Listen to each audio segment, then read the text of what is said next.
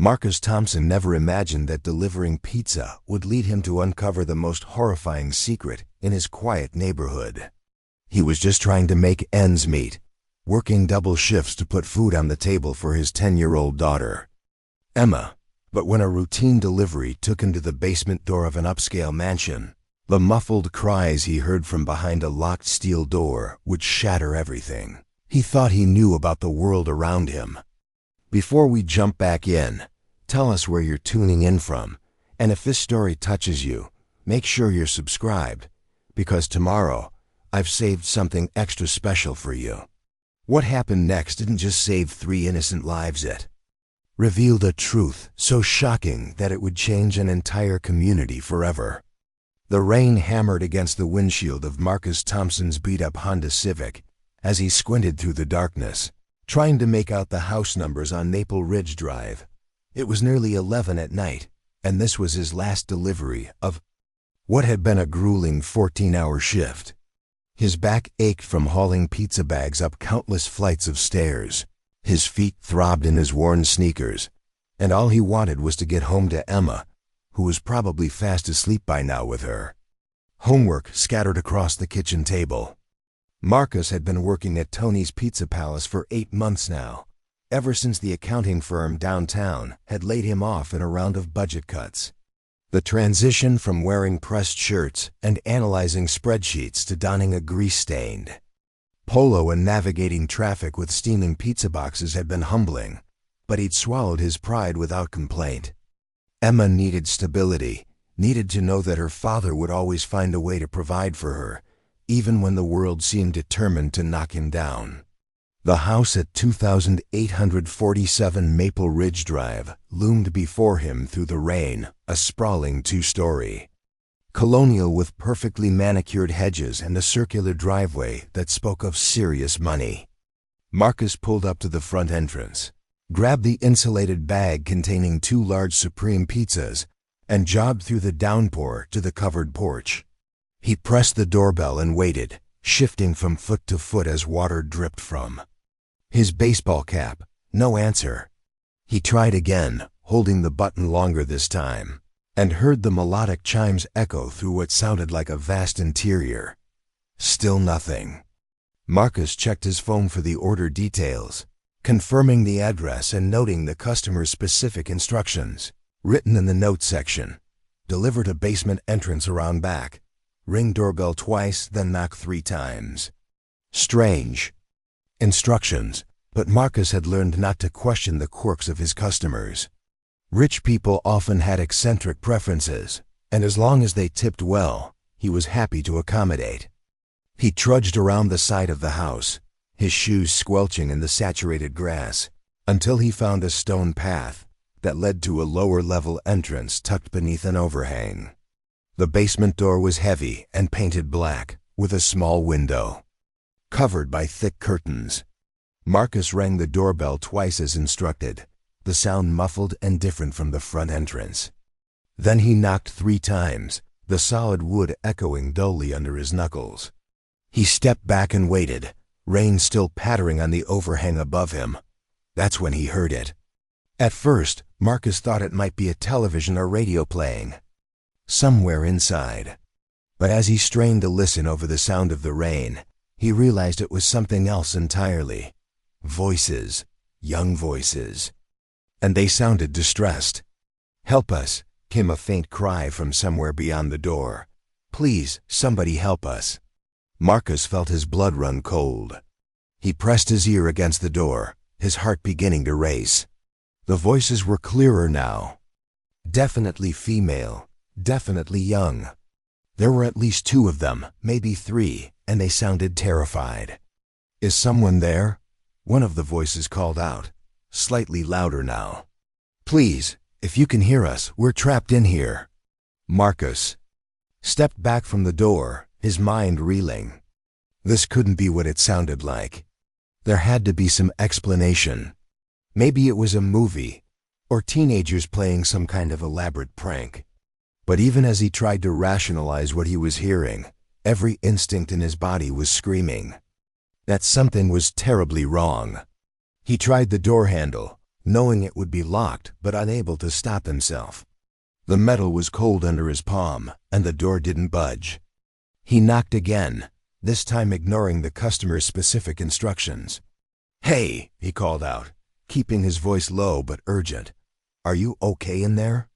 The response was immediate and heartbreaking. Multiple voices began speaking at once, overlapping in their desperation. "We're locked in. He won't let us go. Please get help.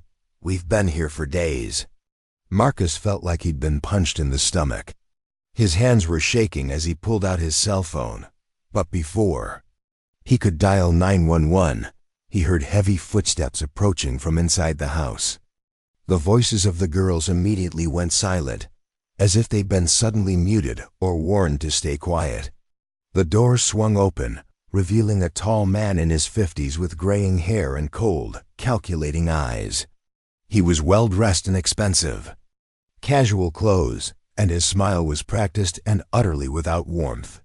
"You must be the pizza delivery," the man said, his voice smooth and controlled. "I'm Dr. Richard Blackwood. Sorry to keep you waiting." Marcus stared at the man, his mind struggling to process what was happening. Dr. Blackwood's demeanor was completely normal, even friendly, but Marcus had definitely heard those girls crying for help just moments ago. He glanced past the man into the basement, but could see only a dimly lit hallway that disappeared into shadows. "The pizzas," Dr. Blackwood said, extending his hand. "How much do I owe you?" $47.50, Marcus managed to say, his voice coming out rougher than intended. He handed over the insulated bag, but his eyes kept darting toward the interior of the basement. "I thought I heard, are there other people down there?" Dr. Blackwood's smile never wavered, but something shifted in his eyes. "Just the television," he said casually. "I was watching a crime drama. Very realistic sound effects these days, don't you think?" Marcus nodded slowly, but every fiber of his being was telling him that this man was lying. He accepted the $50 bill that Dr. Blackwood handed him, automatically reaching into his pocket for change, but the man waved him off. "Keep it," Dr. Blackwood said, "for coming out in this terrible weather." It was a generous tip, but Marcus barely noticed. He was too focused on trying to peer past the man into the basement, straining to catch any sound that might confirm what he'd heard. But the house was silent now, except for the distant hum of what might have been a television. "Well," Dr. Blackwood said, beginning to close the door, "thank you for the delivery. Drive safely in this rain."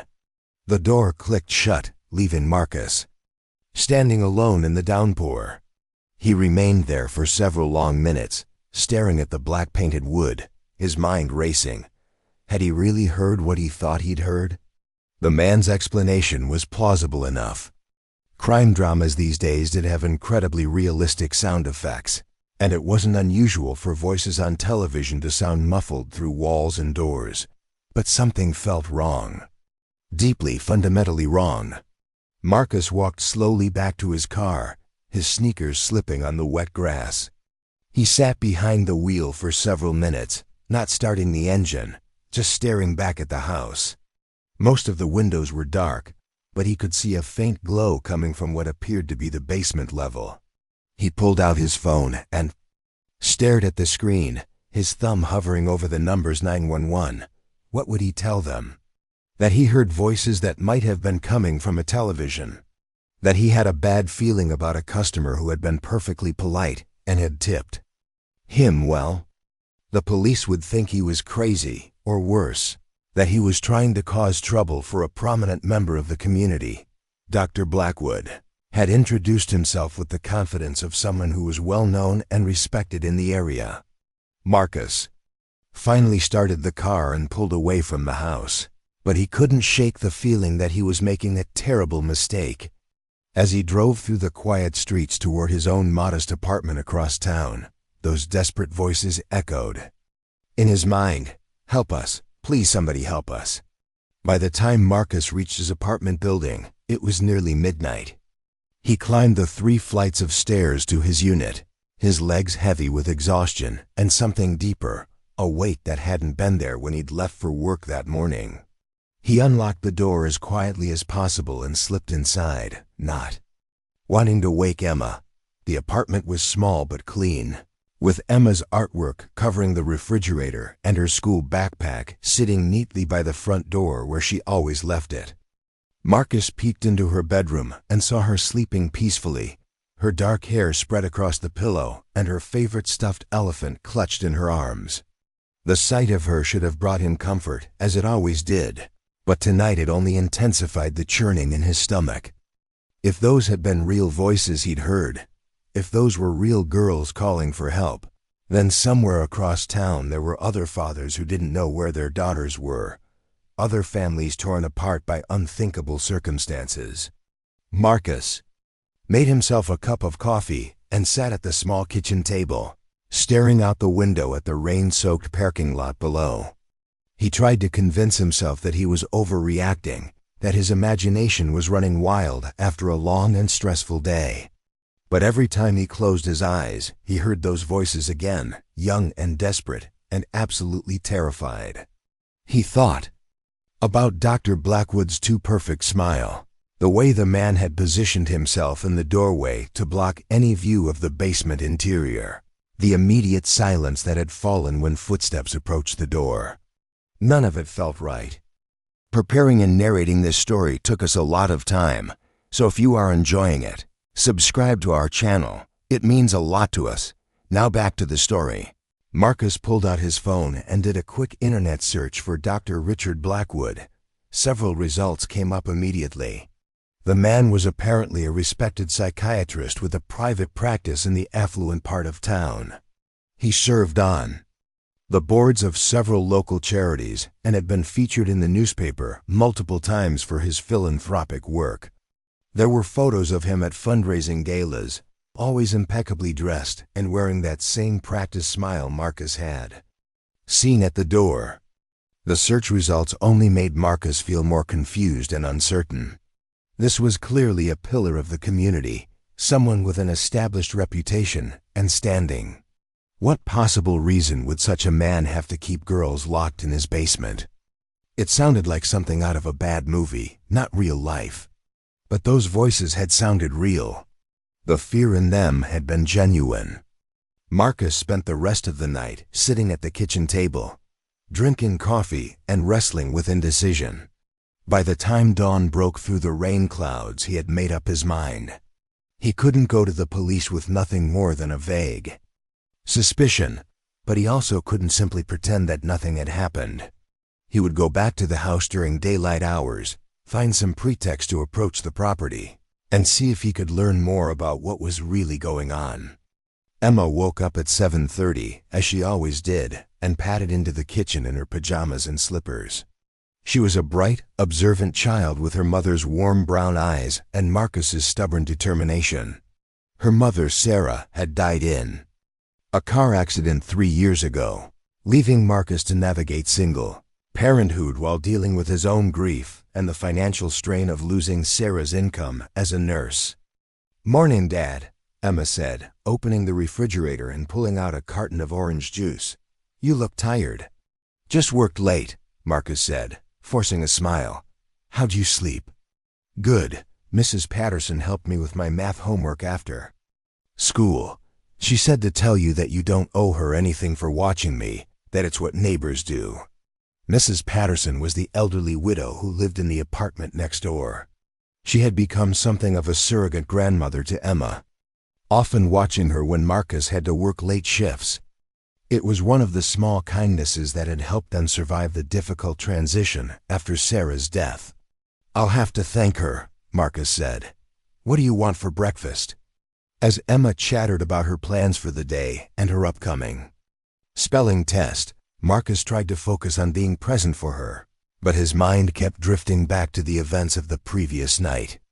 He made her scrambled eggs and toast, packed her lunch, and walked her to the school bus stop, all while feeling like he was moving through a fog. After Emma left for school, Marcus called in sick to work. It was only the second time he'd missed a shift since starting at Tony's, and he hated lying to his manager. But he knew he wouldn't be able to concentrate on deliveries while those voices haunted his thoughts. He drove back to Maple Ridge Drive in the gray morning light, parking several houses down from Dr. Blackwood's mansion. The neighborhood looked different during the day, pristine and peaceful, with expensive cars and driveways and perfectly maintained lawns. It was hard to imagine anything sinister happening in such a place. Marcus walked casually down the sidewalk, trying to look like he belonged in the neighborhood. As he passed Dr. Blackwood's house, he noted details he hadn't been able to see in the darkness and rain. The property was surrounded by a tall privacy fence in the backyard, and the basement windows he could see from the street were all covered with heavy curtains or blinds. There was no sign of activity, no indication that anything was amiss. He completed a loop around the block, then sat in his car for another hour, watching the house and trying to decide what to do next.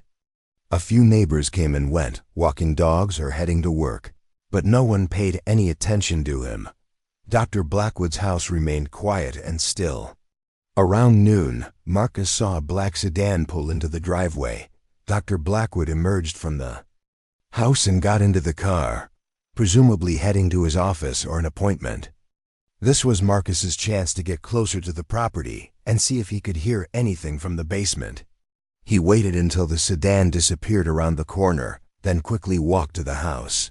His heart was pounding as he made his way around to the basement entrance where he'd made the delivery the night before.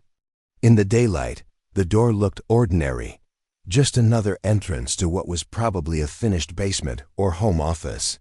Marcus pressed his ear against the door and listened intently.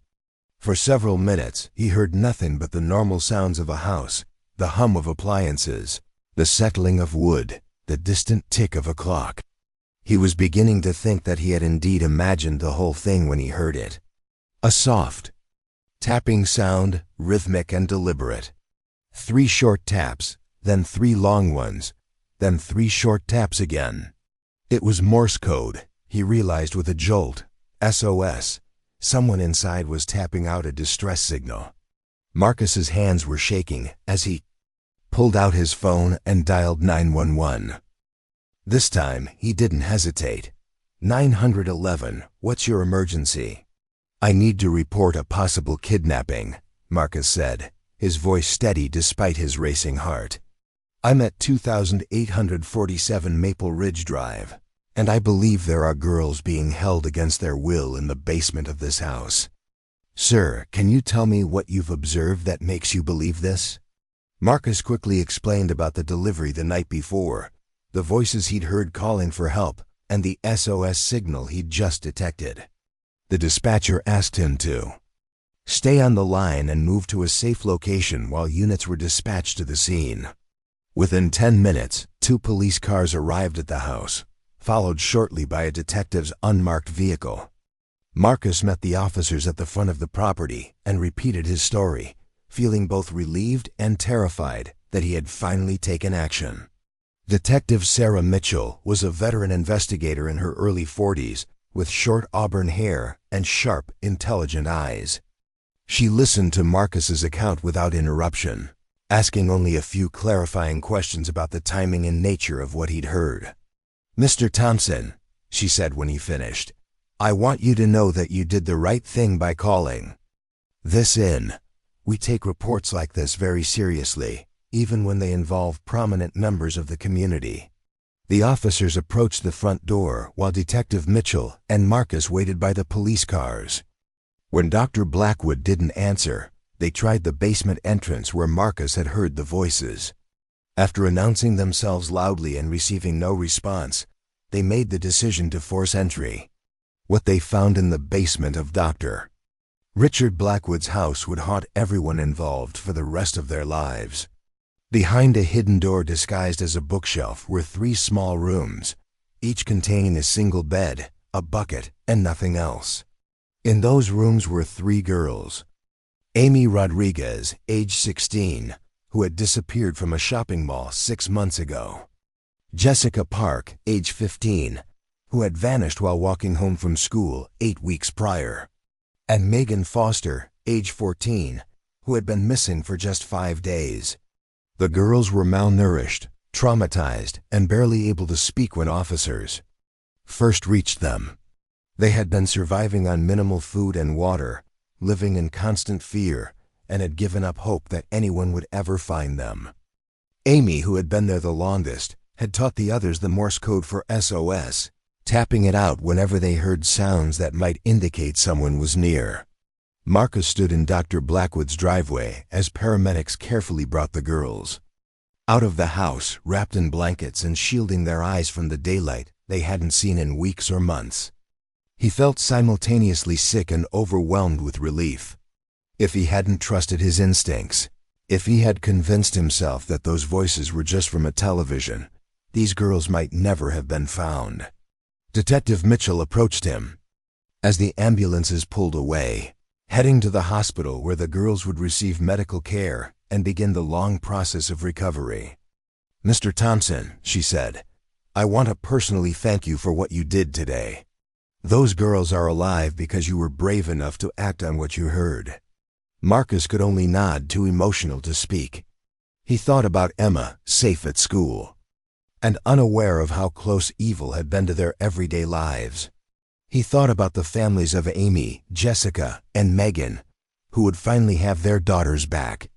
And he thought about Dr. Richard Blackwood, whose carefully constructed facade had hidden unspeakable crimes. The investigation that followed would reveal that Dr. Blackwood had been using his position as a respected psychiatrist to identify vulnerable young women, learning about their routines and psychological profiles before targeting them for abduction. His basement had been specially modified to contain his victims, and evidence found in his home office suggested that he had been planning to expand his operation. Marcus's single act of courage in trusting what he'd heard and refusing to ignore his instincts had not only saved 3 lives, but prevented countless other potential victims from suffering the same fate. As news of the rescue spread through the community, Marcus found himself thrust into an unwanted spotlight. Reporters wanted to interview him, neighbors wanted to thank him, and the families of the rescued girls wanted to express their gratitude. But all Marcus could think about was getting home to Emma and holding her close, grateful beyond words for the ordinary miracle of her safety and the simple blessing of a normal life.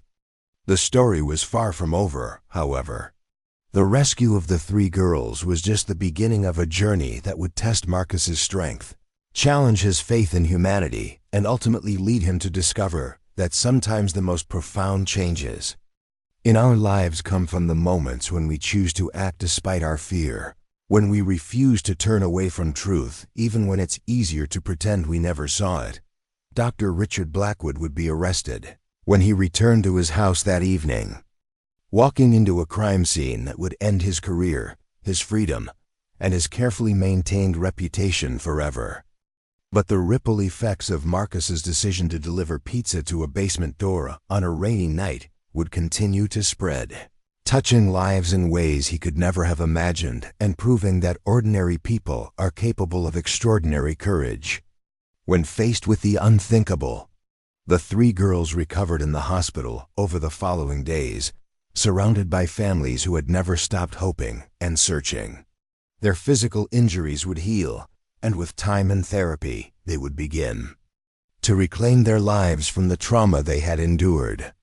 But they would never forget the sound of a pizza delivery man knocking on a basement door, or the brave stranger who refused to ignore their cries for help when the rest of the world had given up listening. Marcus returned to work the next day. But everything had changed. His co-workers looked at him differently, his manager treated him with new respect, and customers who recognized his name from the news reports went out of their way to thank him. The attention made him uncomfortable, but he gradually began to understand that his story had given people something they desperately needed: proof that good still existed in the world, that ordinary citizens could make a difference, and that sometimes the most important moments in our lives come disguised as routine deliveries on ordinary nights. Emma was proud of her father in the way that only a child can be, with pure and uncomplicated admiration. She told everyone at school about how her dad was a hero, and she drew pictures of him wearing a cape and carrying pizza boxes. But Marcus knew that the real heroism belonged to the three girls who had survived unimaginable circumstances and managed to maintain enough hope to keep tapping out their distress signal, trusting that someday someone would hear them and care enough to act. The basement where Amy, Jessica, and Megan had been held was eventually sealed and the house sold, but the memory of what Marcus had found there would stay with him forever. It had shattered his faith in the safety of the world around him, but it had also shown him the power of paying attention, of trusting instincts, and of refusing to look away when something feels wrong. In the weeks that followed, as the legal proceedings against Dr. Blackwood began and the media attention slowly faded, Marcus would often think about that rainy night and the chain of small decisions that had led him to that basement door. If he had called in sick that day, if another driver had taken the delivery, if he had accepted Dr. Blackwood's explanation and simply driven away, 3 young women would still be trapped in darkness, and a predator would still be free to claim new victims. But Marcus had been there, had listened, had acted, and had changed everything. It was a responsibility and a gift that would shape the rest of his life, teaching him that courage isn't the absence of fear, but the decision to do what's right despite being afraid, and that sometimes the most important thing we can do is simply refuse to ignore the voices calling out for help in the darkness around us. The courtroom was packed with reporters, family members, and curious onlookers who had followed the case since the rescue made national headlines 3 months ago. Marcus sat in the witness section, his hands folded tightly in his lap as he watched Dr. Richard Blackwood enter through a side door, flanked by 2 bailiffs and his high-powered defense attorney. The man who had once commanded respect in expensive suits now wore Orange County jail clothing, his graying hair unkempt and his confident demeanor replaced by something harder to read. Marcus had testified the day before, recounting every detail of that rainy night when he'd heard the girls calling for help. The defense attorney had tried to paint him as an unreliable witness, suggesting that his financial struggles and recent job loss had made him desperate for attention and reward. Money. But District Attorney Catherine Wells had been prepared for those attacks, presenting a timeline that showed Marcus had never sought publicity and had actually tried to avoid media attention whenever possible. Today was different. Today, Amy Rodriguez would take the stand.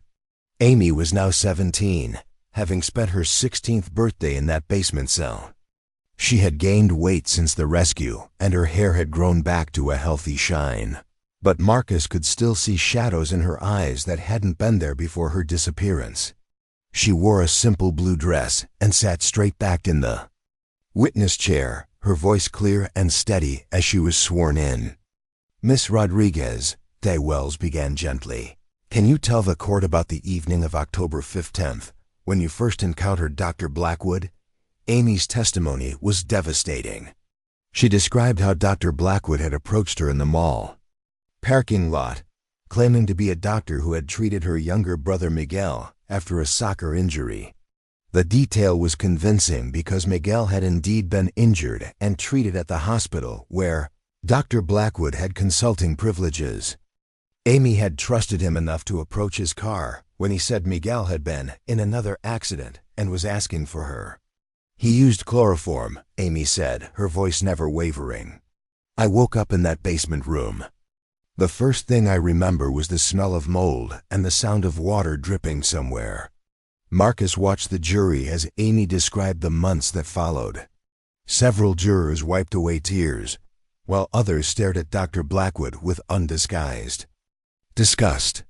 The defense attorney's strategy of claiming the girls had been willing participants in some kind of therapeutic, role-playing experiment crumbled under Amy's detailed and unwavering testimony. During a recess, Marcus stepped outside the courthouse for fresh air and found himself face to face with Isabella Rodriguez, Amy's mother. She was a small woman with weathered hands and kind eyes that reflected both immense gratitude and lingering trauma. "Mr. Thompson," she said, approaching him hesitantly, "I wanted to thank you again for what you did for my daughter." Marcus shifted uncomfortably. "You don't need to thank me. I just did what anyone would have done." Isabella shook her head. Firmly, "No, not anyone. My Amy was missing for 6 months. 6 months of police investigations, search parties, newspaper articles, and nothing. Everyone had given up hope except us. We knew she was still alive somewhere, but the police said the trail had gone cold. They said we needed to prepare ourselves for the worst." She paused, composing herself. "Then you came along. A stranger, making a pizza delivery. You could have convinced yourself you were hearing things. You could have driven away and forgotten about it, but you didn't. You saved my baby's life, and the lives of those other girls too." Marcus nodded, not trusting himself to speak. The weight of what Isabella was saying settled on his shoulders like a heavy coat.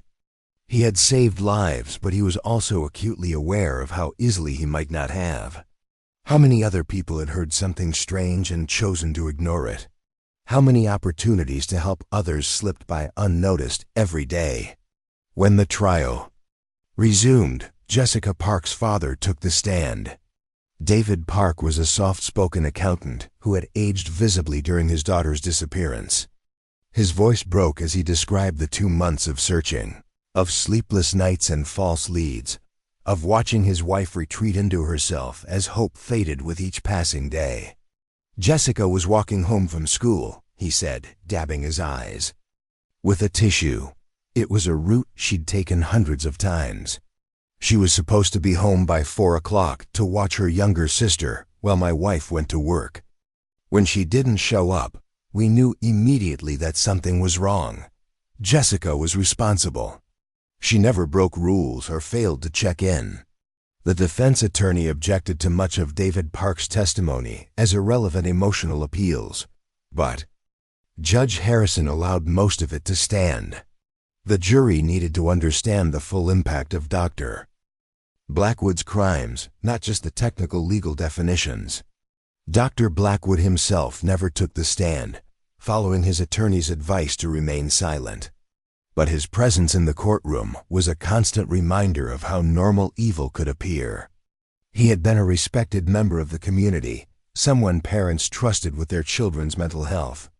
The revelation of his crimes had shaken the entire city's faith in the institutions and people they had believed were there to protect them. During lunch break, Marcus found himself sitting in a small diner near the courthouse, staring at a sandwich he couldn't bring himself to eat. The testimony he'd heard over the past week had been difficult to process. Learning the details of what Amy, Jessica, and Megan had endured made him both grateful that he had acted and horrified by how close he had come to walking away that night. His phone buzzed with a text from Mrs. Patterson, his elderly neighbor. "Emma's doing fine with her homework. Don't worry about rushing home. We're proud of you." Emma had been struggling with the attention that Marcus's heroism had brought to their family. Kids at school alternated between treating her like a celebrity and whispering about her behind her back.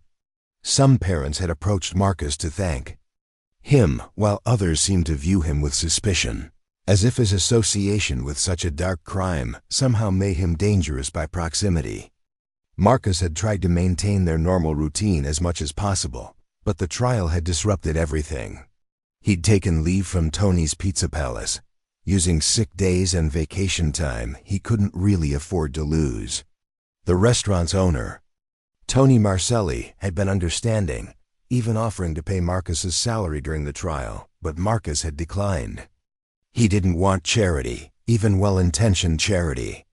The afternoon session brought Megan Foster to the stand. At 14, she was the youngest of the 3 victims and had been held captive for the shortest time before the rescue. Her testimony was perhaps the most powerful because she could remember her abduction with crystal clarity. "I was walking to my friend Sarah's house," Megan said, her young voice surprisingly strong. Dr. Blackwood pulled up beside me and said he was lost, that he was looking for the hospital because his wife had been in an accident. He had a map spread out on his passenger seat and asked if I could help him read it. Megan described how she had approached the car window to help, only to have Dr. Blackwood grab her arm and inject her with something that made her lose consciousness. She woke up in the basement, joining Amy and Jessica in their nightmare. Amy took care of me, Megan continued. She shared her food when Dr. Blackwood didn't bring enough. She taught me and Jessica the Morse code for SOS. She said we had to keep hoping that someone would hear us and care enough to help. Marcus felt tears welling in his eyes as he listened to Megan's testimony. The courage these girls had shown, supporting each other through unimaginable circumstances, was humbling. Amy had essentially become a mother figure to the younger girls, protecting them and maintaining their hope when everything seemed hopeless. The trial lasted 2 weeks. Expert witnesses testified about Dr. Blackwood's psychiatric condition, his methods of selecting and grooming victims, and the sophisticated planning that had gone into his crimes. Computer forensic specialists presented evidence of his research into the girls' backgrounds, proving that their abductions were not random crimes of opportunity, but carefully orchestrated attacks. When the verdict came in, Marcus was sitting in the same seat he'd occupied throughout the trial. The jury foreman stood and read the charges one by one. 3 counts of kidnapping in the first degree, 3 counts of false imprisonment, assault, and a host of other charges. For each count, the verdict was the same: guilty. Dr. Richard Blackwood showed no emotion as the verdicts were read, but several family members in the gallery broke down in tears of relief. Justice had been served.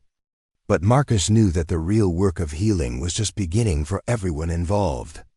After the sentencing hearing a week later, where Dr. Blackwood received 3 consecutive life sentences without the possibility of parole, Marcus found himself approached by an unexpected visitor. Catherine Wells, the district attorney who had prosecuted the case, asked to speak with him privately. "Mr. Thompson," she said, as they sat in her office overlooking the city, "I wanted to discuss something with you.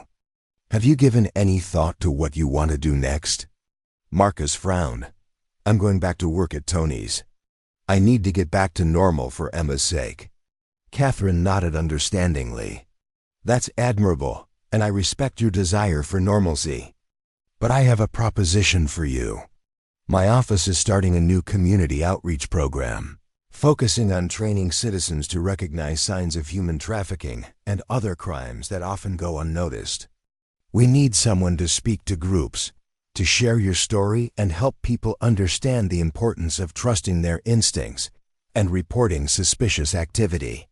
She leaned forward in her chair. "You have credibility that no police officer or prosecutor could ever have. You're not part of the system. You're just a regular person who chose to do the right thing. That makes people listen to you in a way they might not listen to us." Marcus was quiet for a long moment, processing the offer. "I'm not a public speaker. I don't have any training in law enforcement or social work." "You have something more valuable than training," Catherine replied. "You have experience. You've lived through this situation and made the choice to act despite your uncertainty and fear. That's exactly what we need to teach other people to do." The offer was tempting, but Marcus worried about the impact on Emma. She was already dealing with the stress of having a father who was constantly in the news. Adding more public appearances and speaking engagements might make things worse for her. "Can I think about it?" he asked. "Of course. Take all the time you need. The program won't launch for another few months anyway." That evening, Marcus sat with Emma at their small kitchen table, helping her with math homework. She had grown taller over the past few months, her face losing some of its childish roundness as she approached her 11th birthday. The events of the past year had matured her in ways that Marcus both admired and regretted. "Dad," Emma said, looking up from her worksheet, "kids at school keep asking me if you're going to be on TV again." Marcus set down his pencil. How does that make you feel? Emma considered the question seriously, proud mostly, but also kind of tired of talking about it. I want things to go back to how they were before. Marcus understood completely. The trial is over now. Things should get quieter. But they won't, will they? Emma asked with the perceptiveness that sometimes startled him. People are always going to remember what you did. And they're going to want to talk to you about it. Marcus realized that Emma was right. There was no going back to their old life. The rescue had fundamentally changed their circumstances, whether he wanted it to or not. The question was whether he would try to minimize that change or embrace it and use it for something positive. Over the weekend, Marcus received a call from Amy Rodriguez. She was calling from her family's home, where she was slowly readjusting to normal life with the help of therapists and counselors. "Mr. Thompson," Amy said, her voice stronger than it had been during the trial, "I wanted to thank you personally. Not just for saving us, but for not giving up when it would have been easier to convince yourself you were imagining things." "Amy, you don't need to thank me. I'm just glad you're safe." "I do need to thank you," she insisted. "And I need to tell you something else. I've been thinking about what I want to do with my life now. Before this happened, I was just drifting through high school, not really caring about my grades or my future. But being in that basement, thinking I might die there, made me realize how precious life is." She paused, and Marcus could hear the determination in her voice when she continued. "I want to study criminology and psychology. I want to help other victims and maybe prevent crimes like this from happening. I want to turn what happened to me into something meaningful." Marcus felt a surge of admiration for Amy's resilience and purpose. "That's incredible, Amy. I think you'll be amazing at whatever you choose to do." "I was wondering," Amy said hesitantly, "if you would consider doing something similar. I know the DA's office has been talking to you about speaking to communities. I think you should do it. People need to hear your story, but more than that, they need to understand that they have the power to help others if they're willing to pay attention and act."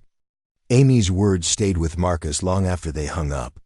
Here was a 17-year-old girl who had survived months of captivity and was already thinking about how to use her experience to help others. How could he do any less? The next Monday, Marcus called Catherine Wells and accepted her offer to join the community outreach program. The decision felt right in a way that surprised him. For months, he had been trying to return to his old life, but perhaps what he really needed was to move forward into something new.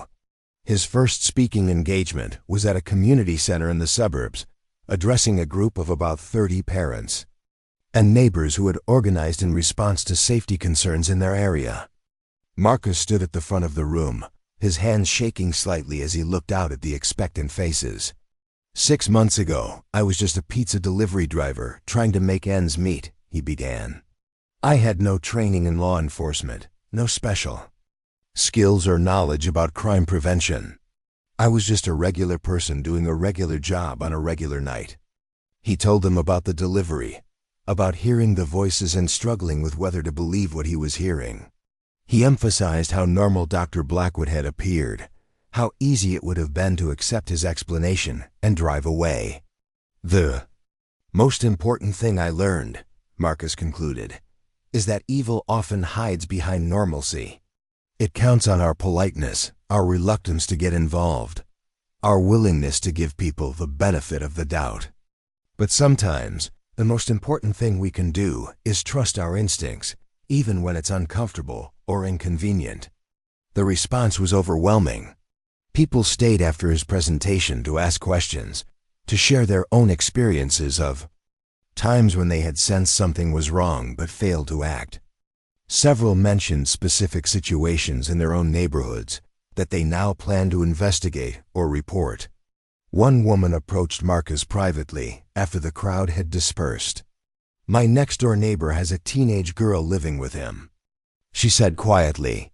"He claims she's his niece, but I've never seen any other family members, and the girl seems scared whenever I see her. She never goes to school, never plays outside. I've been telling myself it's not my business, but after hearing your story, Marcus encouraged her to contact local authorities and provided her with resources for reporting suspected cases of human trafficking. As he drove home that night, he realized that his story had already potentially helped another victim, just as Amy, Jessica, and Megan had been helped by his willingness to act. Over the following months, Marcus spoke to dozens of groups across the region. He addressed parent-teacher organizations, neighborhood watch groups, community service organizations, and even police departments who wanted their officers to hear a civilian perspective on crime reporting and intervention. Each speaking engagement brought new stories from audience members who had noticed something suspicious but failed to report it. Many expressed regret about situations where they might have helped someone if they had been braver or more aware. But Marcus also heard from people who had been inspired by his story to take action in their own communities. A school teacher in the suburbs reported a student whose frequent absences and unexplained injuries led to the discovery of severe abuse at home. A grocery store clerk called police about a customer who seemed to be buying supplies for someone being held against their will, leading to the rescue of an elderly woman being exploited by her caregiver. A postal worker noticed that mail was piling up at a house where an elderly man lived alone, resulting in the discovery that he had fallen and been unable to call for help. Emma adjusted to their new circumstances better than Marcus had expected. She began attending some of his speaking engagements, and her presence often made his message more powerful.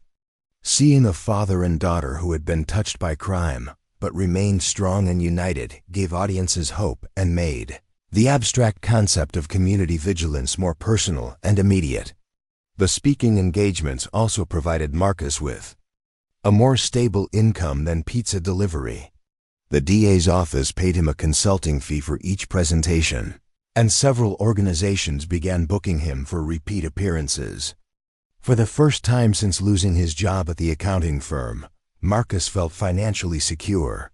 More importantly, he felt like his life had purpose beyond just surviving from day to day. The work was emotionally challenging, forcing him to relive the events of that night over and over again, but it was also deeply satisfying.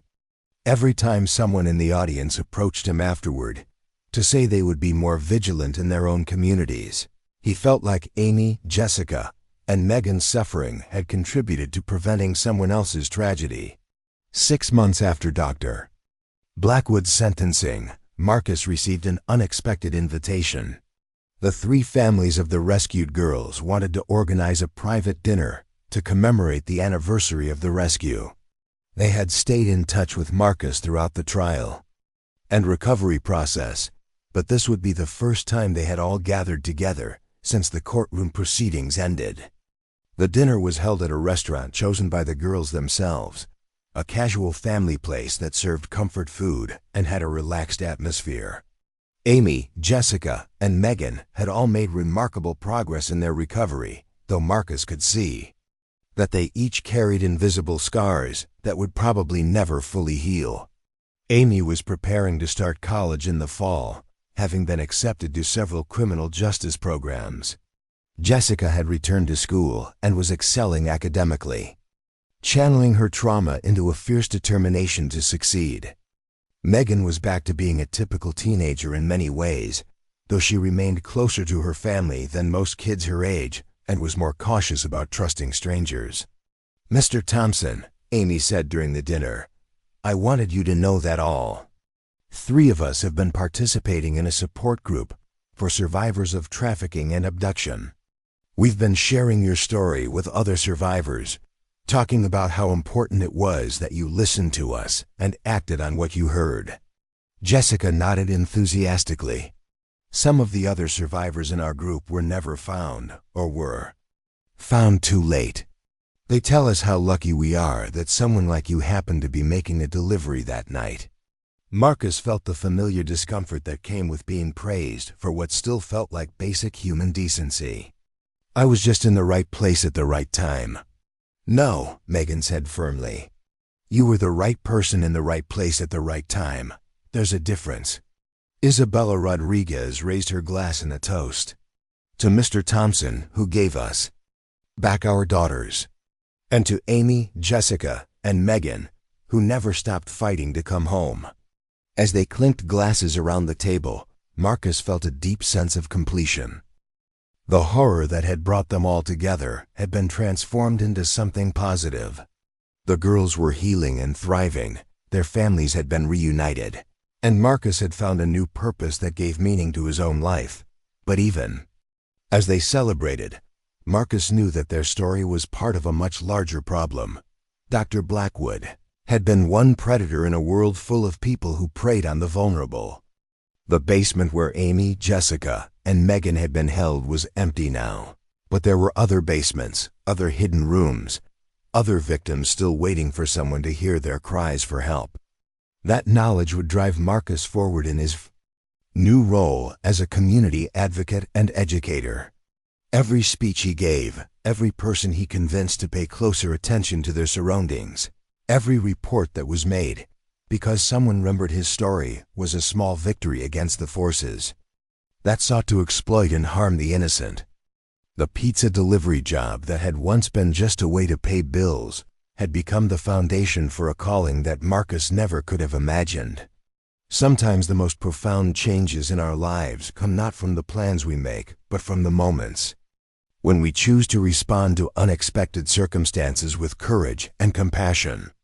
As Marcus drove home from the anniversary dinner, Emma sleeping peacefully in the passenger seat, he reflected on how much their lives had changed in just 1 year. They were no longer just surviving, they were thriving.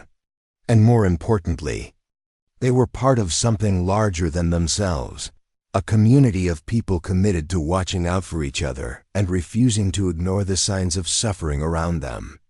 The road ahead would bring new challenges and opportunities, but Marcus faced them with the confidence that comes from knowing that ordinary people can do extraordinary things when they choose to listen, to care, and to act on behalf of those who cannot help themselves. 2 years had passed since the anniversary dinner, and Marcus found himself standing before the largest audience he had ever addressed. The National Conference on Human Trafficking filled the Convention Center auditorium with over 3,000. Law enforcement officers, social workers, prosecutors, and advocates from across the country. The irony wasn't lost on him that a man who once delivered pizzas to basement doors was now considered an expert on recognizing and responding to signs of captivity. Emma, now 13 and growing into the confident young woman her mother would have been proud of, sat in the front row with Isabella Rodriguez and her daughter Amy. Amy had just completed her 2nd year, studying criminology at the State University, maintaining a perfect grade point average while working part-time at a victim advocacy center. The friendship between Emma and Amy had blossomed over the months, with Amy becoming something of a big sister figure who understood the unique pressures of being connected to such a high-profile case. Marcus adjusted the microphone and looked out at the sea of faces, many of whom he recognized from previous conferences and training sessions. His message had evolved significantly since those early community center presentations. What had begun as a simple recounting of one night's events had grown into a comprehensive framework for community-based crime prevention and victim identification. "When I first started speaking about this experience," Marcus began, his voice carrying easily through the auditorium sound system, "I thought my job was to tell people what to look for. I thought if I could just describe the signs clearly enough, if I could paint a vivid enough picture of what seemed wrong that night, then other people would know how to recognize similar situations." He paused, scanning the audience. "But I've learned something important over these past few years. The signs were there long before I made that delivery. Dr. Blackwood had been operating in our community for months, possibly years, before we caught him. Other people had seen things, heard things, felt something was off. The difference wasn't in what I observed that night. The difference was in what I chose to do about it." The presentation that followed was Marcus's most polished yet, incorporating case studies from the dozens of interventions that had resulted from his speaking engagements.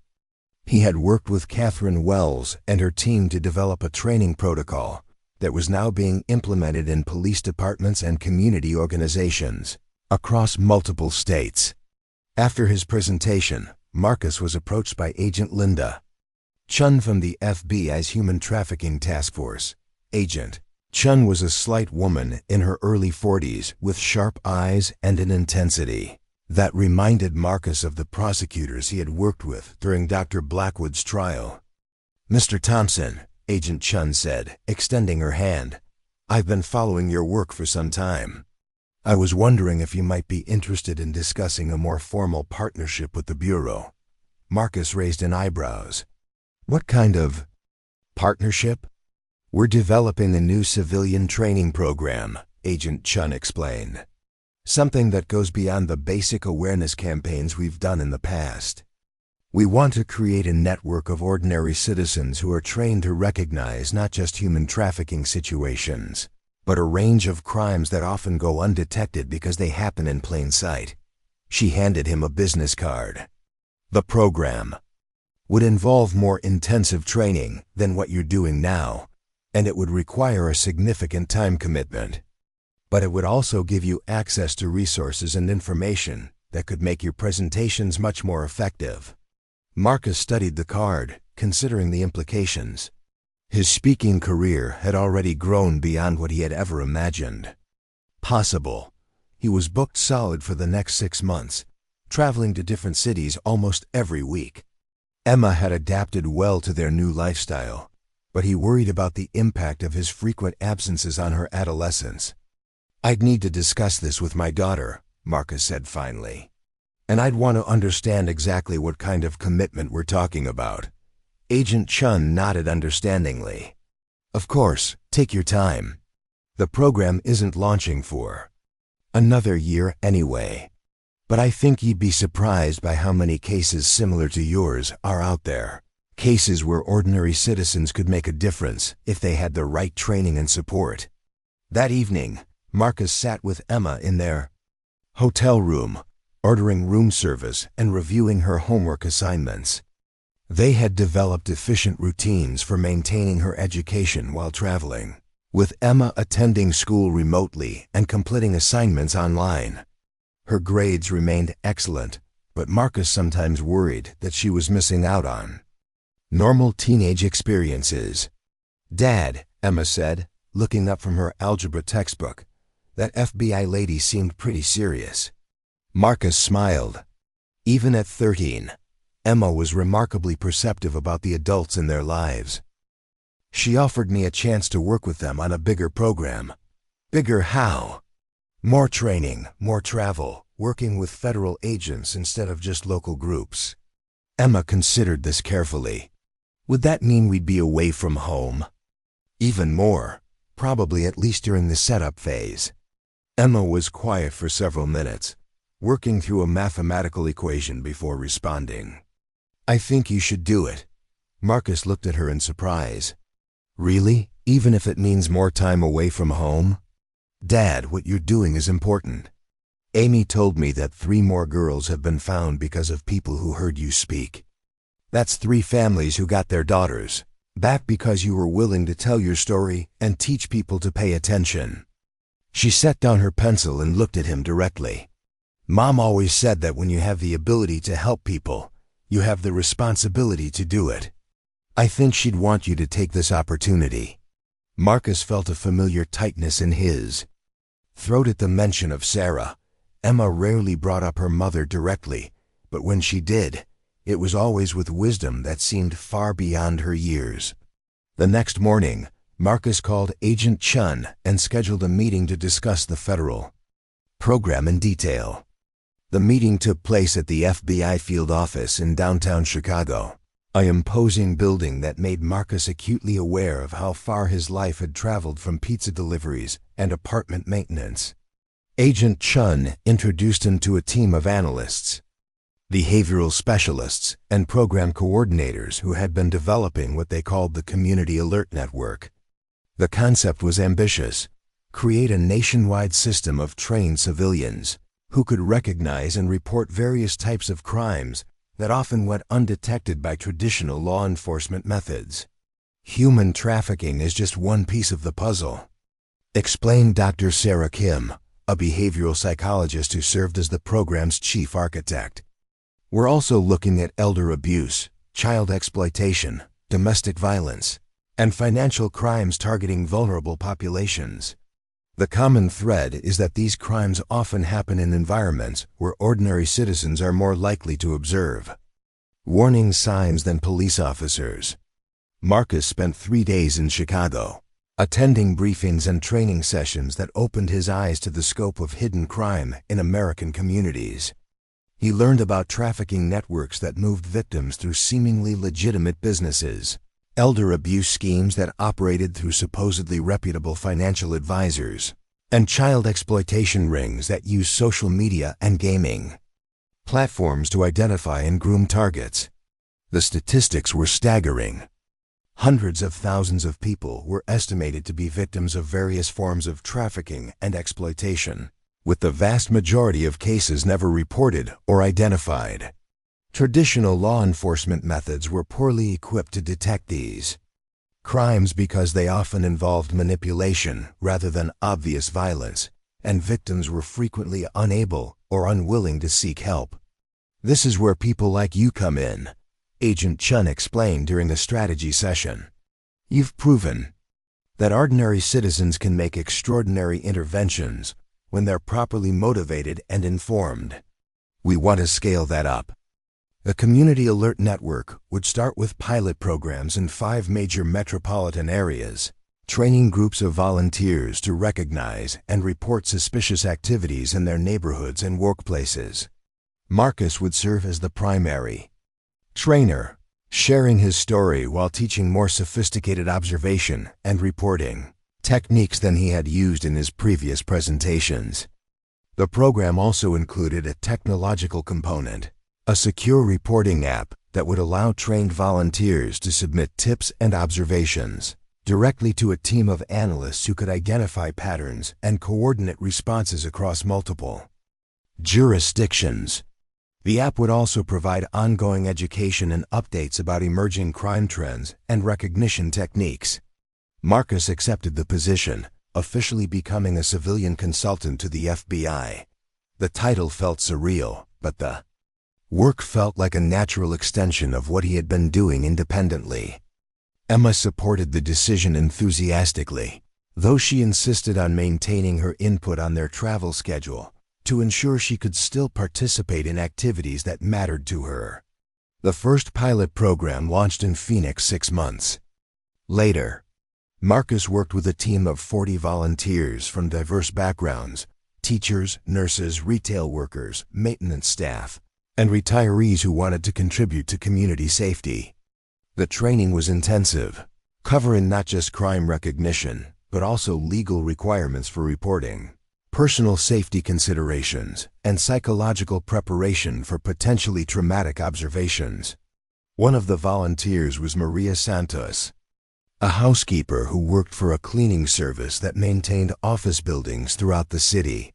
During the training, Maria mentioned that she had noticed unusual activity in one of the buildings she serviced: young women who appeared to be living in office spaces that were supposed to be used only during business hours, and men who seemed to be controlling their movements. "I always thought it was strange," Maria explained during a group discussion, "but I didn't know who to call or what to say. These girls seemed scared, but they weren't asking for help.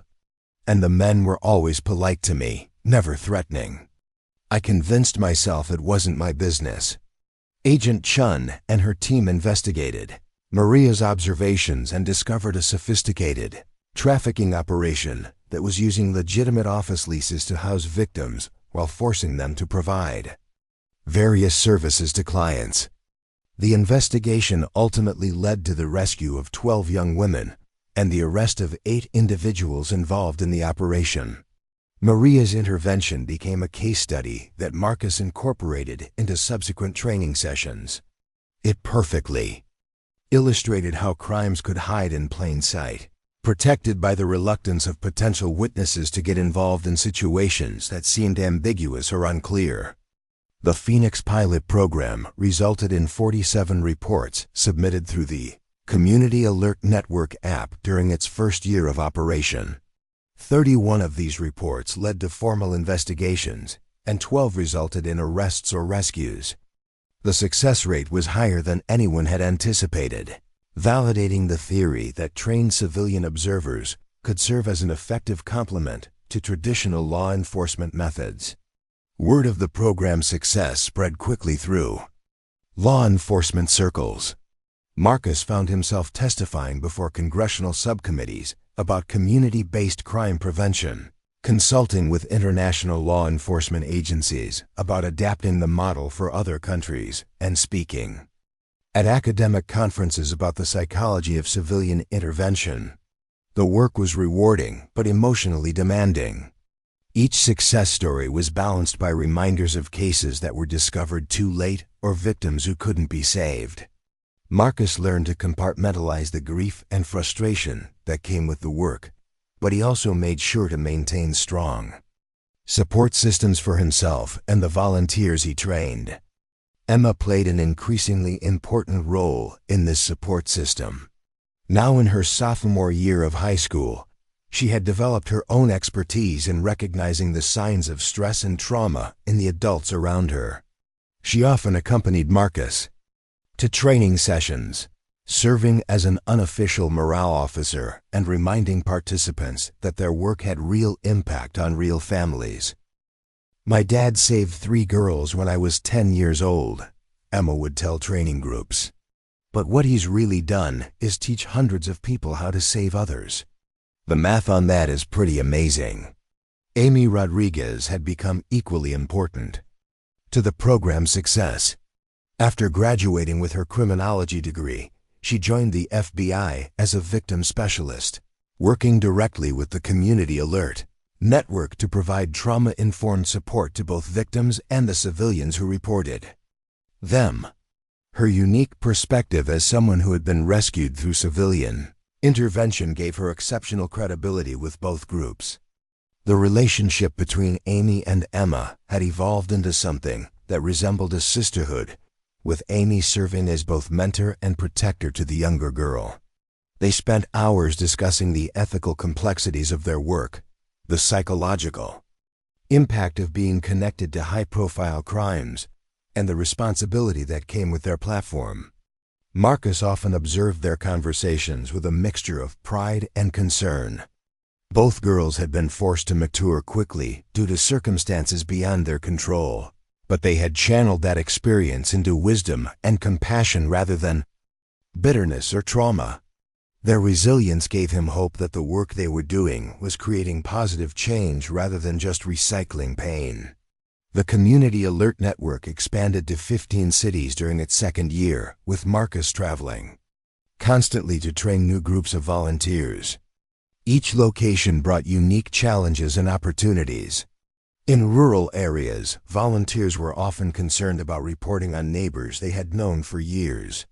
In urban environments, the volume of potential reports threatened to overwhelm the analysis system. Marcus worked with the FBI team to refine the training protocols, developing specialized curricula for different environments and demographics. He learned to address the cultural barriers that prevented people from reporting suspicious activities, from fear of retaliation to distrust of law enforcement, to simple reluctance to get involved in other people's problems. One of the most successful adaptations was a program designed specifically for workers in industries that had frequent contact with potential victims: hotel staff, healthcare workers, transportation employees, and service industry personnel. These groups received focused training on recognizing signs of trafficking and exploitation in their professional environments, along with secure reporting mechanisms that protected their employment and safety. The hotel program proved particularly effective. Front desk clerks, housekeeping staff, and maintenance workers were taught to recognize suspicious booking patterns, signs of guest distress, and unusual restrictions on guest movement. Within 6 months of implementation, the program had led to the identification of trafficking operations in 7 different cities. Marcus often thought about Dr. Blackwood during these expansions of the program. The psychiatrist remained in prison, serving his life sentences in a maximum security facility where he received regular death threats from other inmates. Occasionally, reporters would contact Marcus for comments about Dr. Blackwood's situation, but Marcus always declined to provide statements. He preferred to focus on the positive outcomes of the case rather than dwelling on the perpetrator. The 3rd year of the Community Alert Network brought international attention. Marcus was invited to speak at conferences in Canada, the United Kingdom, and Australia about adapting the model for different legal and cultural contexts. These international engagements opened his eyes to the global scope of trafficking and exploitation, while also demonstrating the universal applicability of civilian-based intervention strategies. Emma, now 16 and preparing for college applications, had developed her own expertise in the field. She wrote her college application essays about growing up in the shadow of her father's work, describing how witnessing his transformation from pizza delivery driver to federal consultant had taught her about the power of ordinary people to create extraordinary change. Her essays caught the attention of admissions officers at several prestigious universities, but Emma ultimately chose to attend Amy's alma mater, where she planned to study psychology and criminal justice. Her goal was to continue the work that had grown out of that rainy night when her father had chosen to trust his instincts and act on behalf of strangers in need. Amy had been promoted within the FBI's Victim Services Division and was now overseeing the expansion of the Community Alert Network to international partnerships. Her work involved training law enforcement agencies in other countries to implement similar civilian-based reporting systems, while also developing protocols for cross-border cooperation on trafficking cases. The success of the program had attracted the attention of policymakers at the highest levels of government. Marcus found himself briefing cabinet-level officials about the potential for scaling civilian-based crime prevention to national levels. The discussions were complex, involving questions of privacy, civil liberties, and the appropriate role of citizens in law enforcement activities. Marcus approached these policy discussions with the same pragmatic perspective that had guided his work from the beginning. He wasn't interested in creating a surveillance state or encouraging vigilantism. His goal was simply to help ordinary people recognize when their neighbors might be in danger and to provide them with safe, effective ways to seek help for those neighbors. The Community Alert Network's 4th anniversary was marked by a conference that brought together volunteers, law enforcement officials, and survivors from across the country. Marcus delivered the keynote address to an audience of over 2,000 people, many of whom had their own stories of intervention and rescue to share. 4 years ago, Marcus said, I was a single father working a night job, trying to keep my head above water and provide for my daughter. I had no special training, no particular insight into human nature, no reason to think I would ever be involved in law enforcement or victim advocacy. He gestured toward the audience, many of whom were wearing the Community Alert Network's distinctive blue volunteer badges. Today, this room is full of people who have chosen to take responsibility for the safety of their neighbors. Teachers who noticed signs of abuse in their students. Store clerks who recognized trafficking victims among their customers. Maintenance workers who discovered exploitation in the buildings they serviced. The applause was sustained and heartfelt. Marcus had learned to accept recognition for his role in creating the program, but he was always careful to emphasize that the real heroes were the volunteers who did the daily work of observation, reporting, and supporting victims in their own communities. The conference also served as a reunion for the original participants in the case that had started everything. Amy, Jessica, and Megan were all in attendance, each having built successful careers and meaningful lives in the years since their rescue. They had remained close friends, supporting each other through therapy, education, and the ongoing process of healing from their trauma. Jessica had become a social worker, specializing in adolescent counseling, working with teenagers who had experienced various forms of abuse and exploitation. Megan had pursued a career in cybersecurity, focusing on protecting children from online predators and exploitation. Both credited their career choices to their desire to prevent other young people from experiencing what they had endured. During a panel discussion about survivor perspectives, Amy addressed the audience about the long-term impact of civilian intervention. When Mr. Thompson heard us calling for help and chose to act on what he heard, he didn't just save our lives. She sighed. He demonstrated that ordinary people have extraordinary power to make a difference. That lesson has shaped everything I've done since then. The panel discussion was emotional but hopeful, focusing on the resilience of survivors and the importance of community-based support systems. Marcus watched from the side of the stage, marveling at the strength and wisdom these young women had developed through their experiences. Emma, now preparing for her senior year of high school, sat with the other survivors during the panel, asking thoughtful questions about trauma recovery and victim advocacy. Marcus was struck by how naturally she fit into this community of people who had been shaped by violence but refused to be defined by it. As the conference concluded and participants prepared to return to their communities, Marcus reflected on the journey that had brought them all together. What had begun as a chance encounter on a rainy night had evolved into a movement that was changing how communities across the country approached crime prevention and victim identification. The work was far from over. New forms of exploitation were constantly emerging, and the Community Alert Network had to continuously adapt to stay effective. But Marcus felt confident that the foundation they had built was strong enough to support continued growth and evolution. The ultimate measure of success wasn't in the statistics or the awards or the policy changes, though all of those mattered. The real success was in the individual lives that had been saved, the families that had been reunited, and the communities that had learned to look out for their most vulnerable members. As Marcus and Emma prepared to leave the conference and return home, they were approached by a young woman who introduced herself as Sarah Kim, a college student who was working on a research project about civilian intervention in crime prevention. "Mr. Thompson," Sarah said, "I wanted to thank you for inspiring my research. I'm studying the psychology of bystander intervention, and your story has become a central case study in my work." Marcus smiled, remembering his own surprise at how academic researchers had embraced his story as a teaching tool. "What have you learned?" "That the decision to act isn't usually based on having more information or better training," Sarah replied. "It's based on having the moral courage to trust your instincts and accept responsibility for what you observe. That's something that can be taught, but it has to be practiced."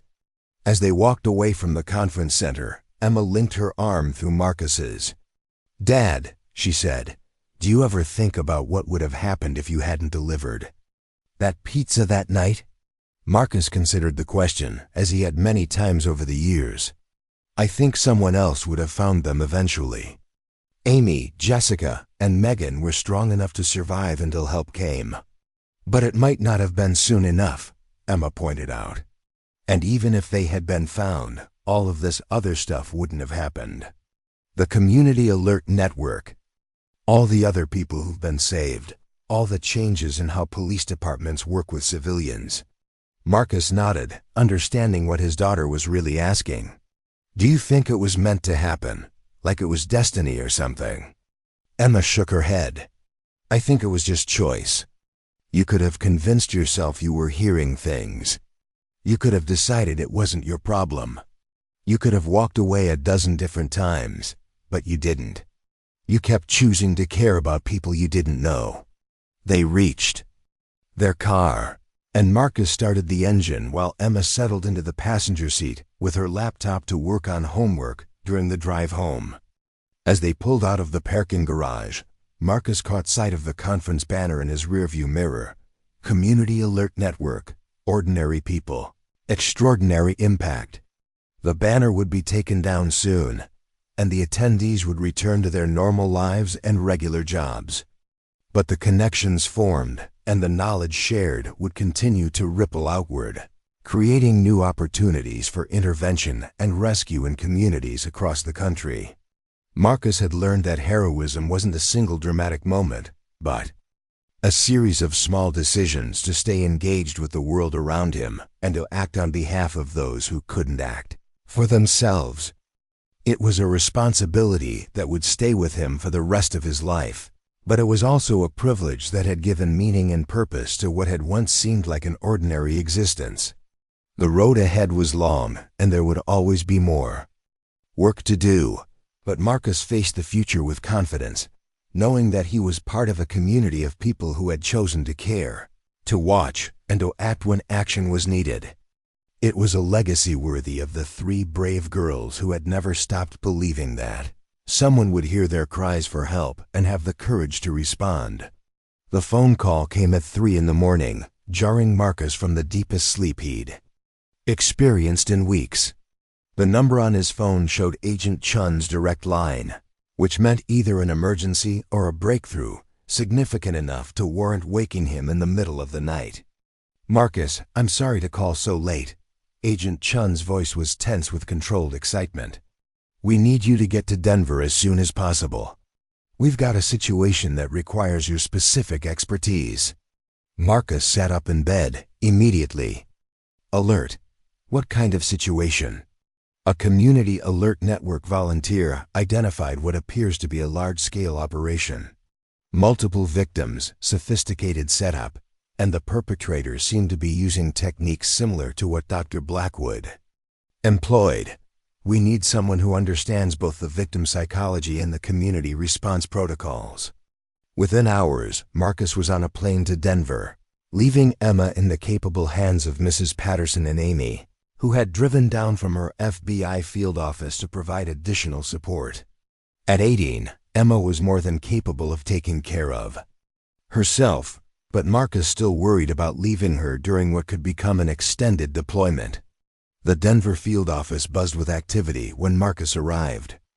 Agent Chun met him at security and immediately escorted him to a conference room where a team of analysts was reviewing evidence collected over the past 72 hours.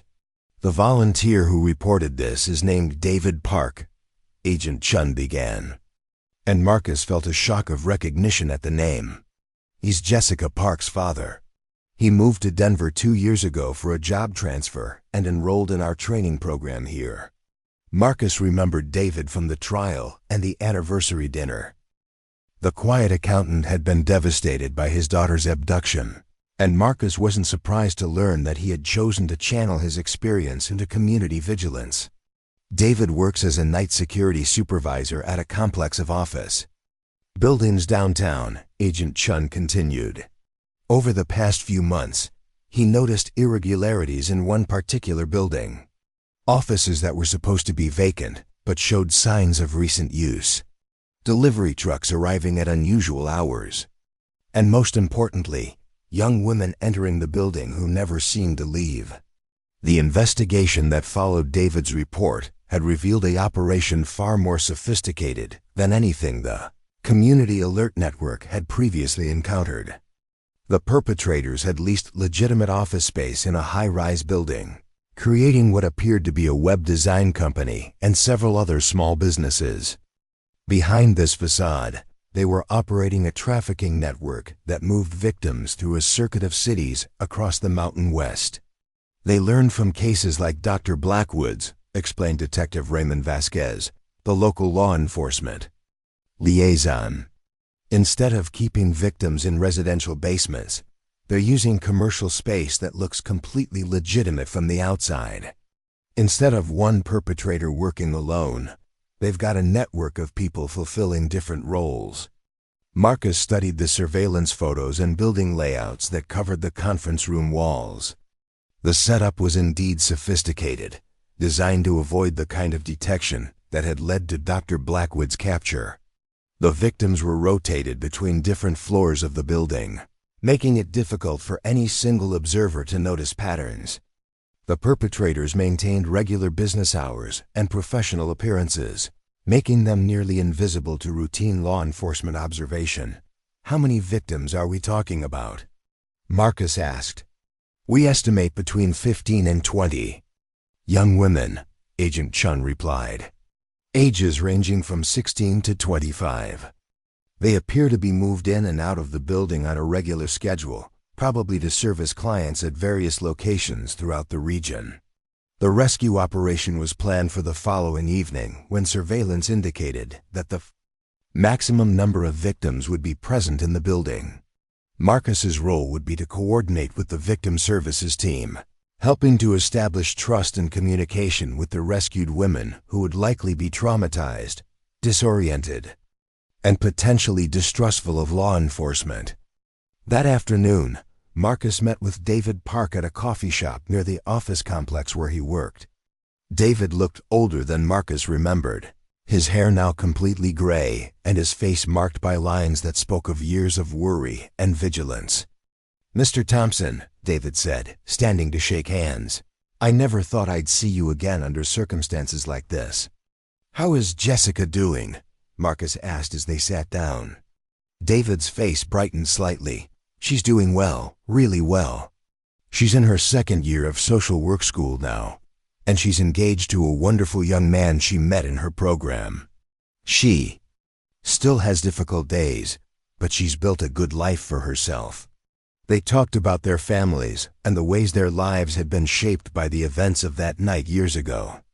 David explained how the Community Alert Network training had given him a sense of purpose and control that he had lost during Jessica's disappearance.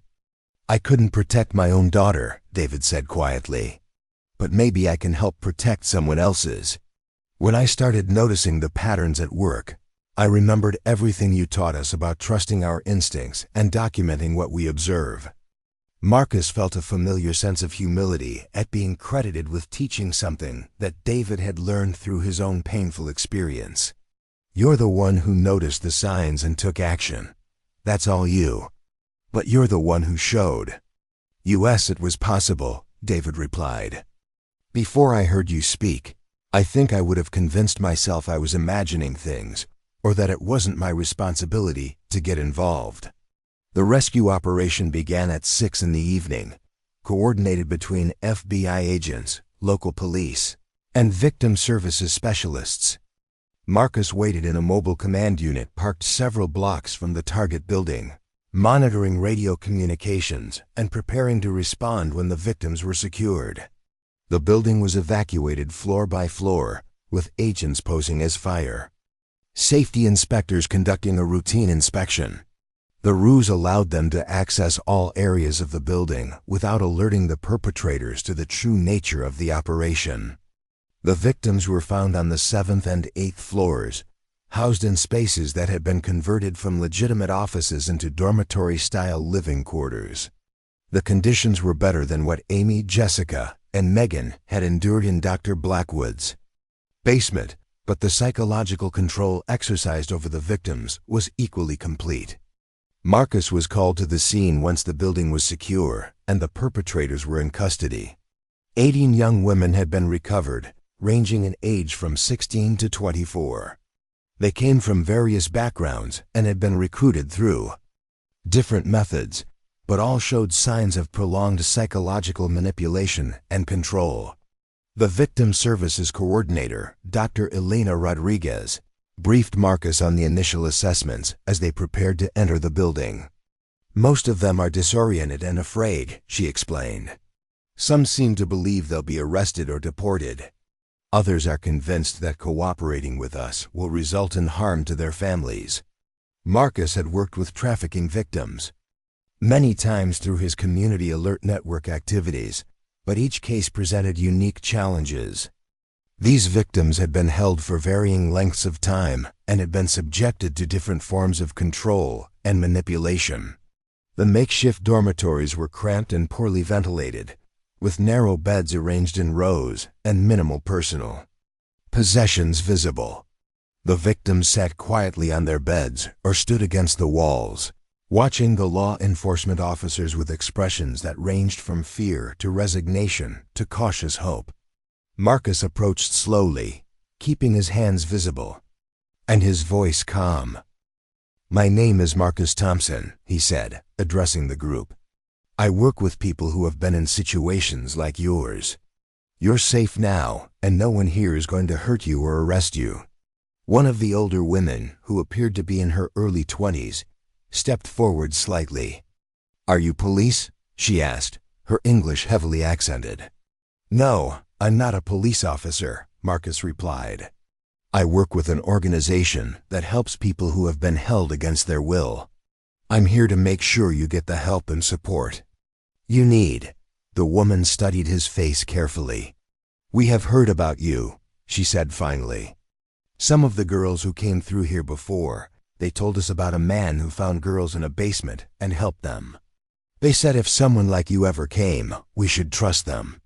Marcus felt a chill as he realized that his story had spread through trafficking networks as a source of hope for victims.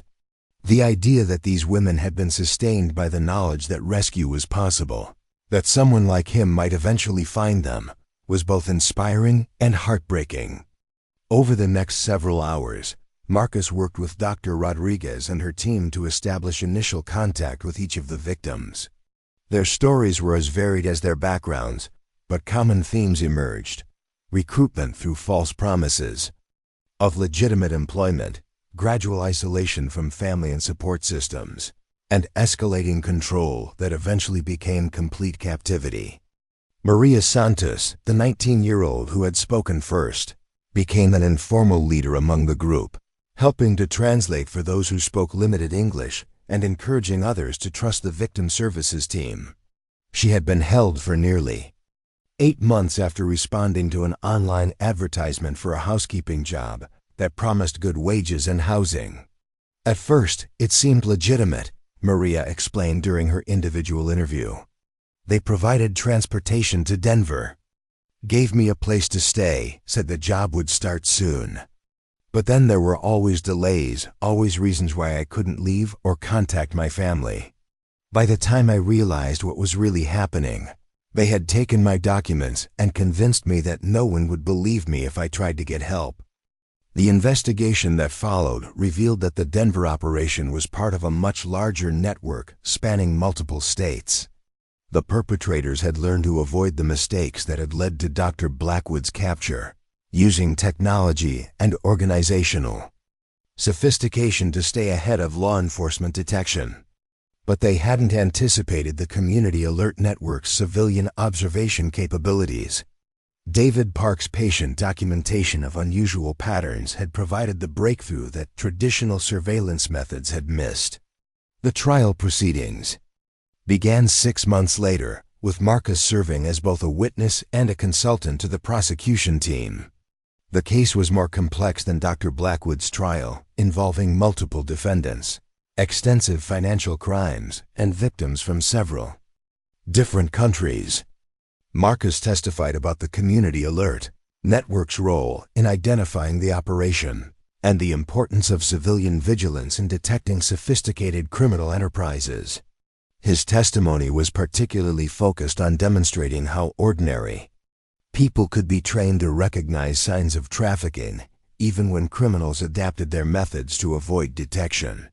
During cross-examination, the defense attorneys attempted to discredit the civilian reporting system, arguing that untrained observers were likely to misinterpret innocent activities as criminal behavior. Marcus calmly explained the training, protocols, and quality control measures that had been developed to address these concerns.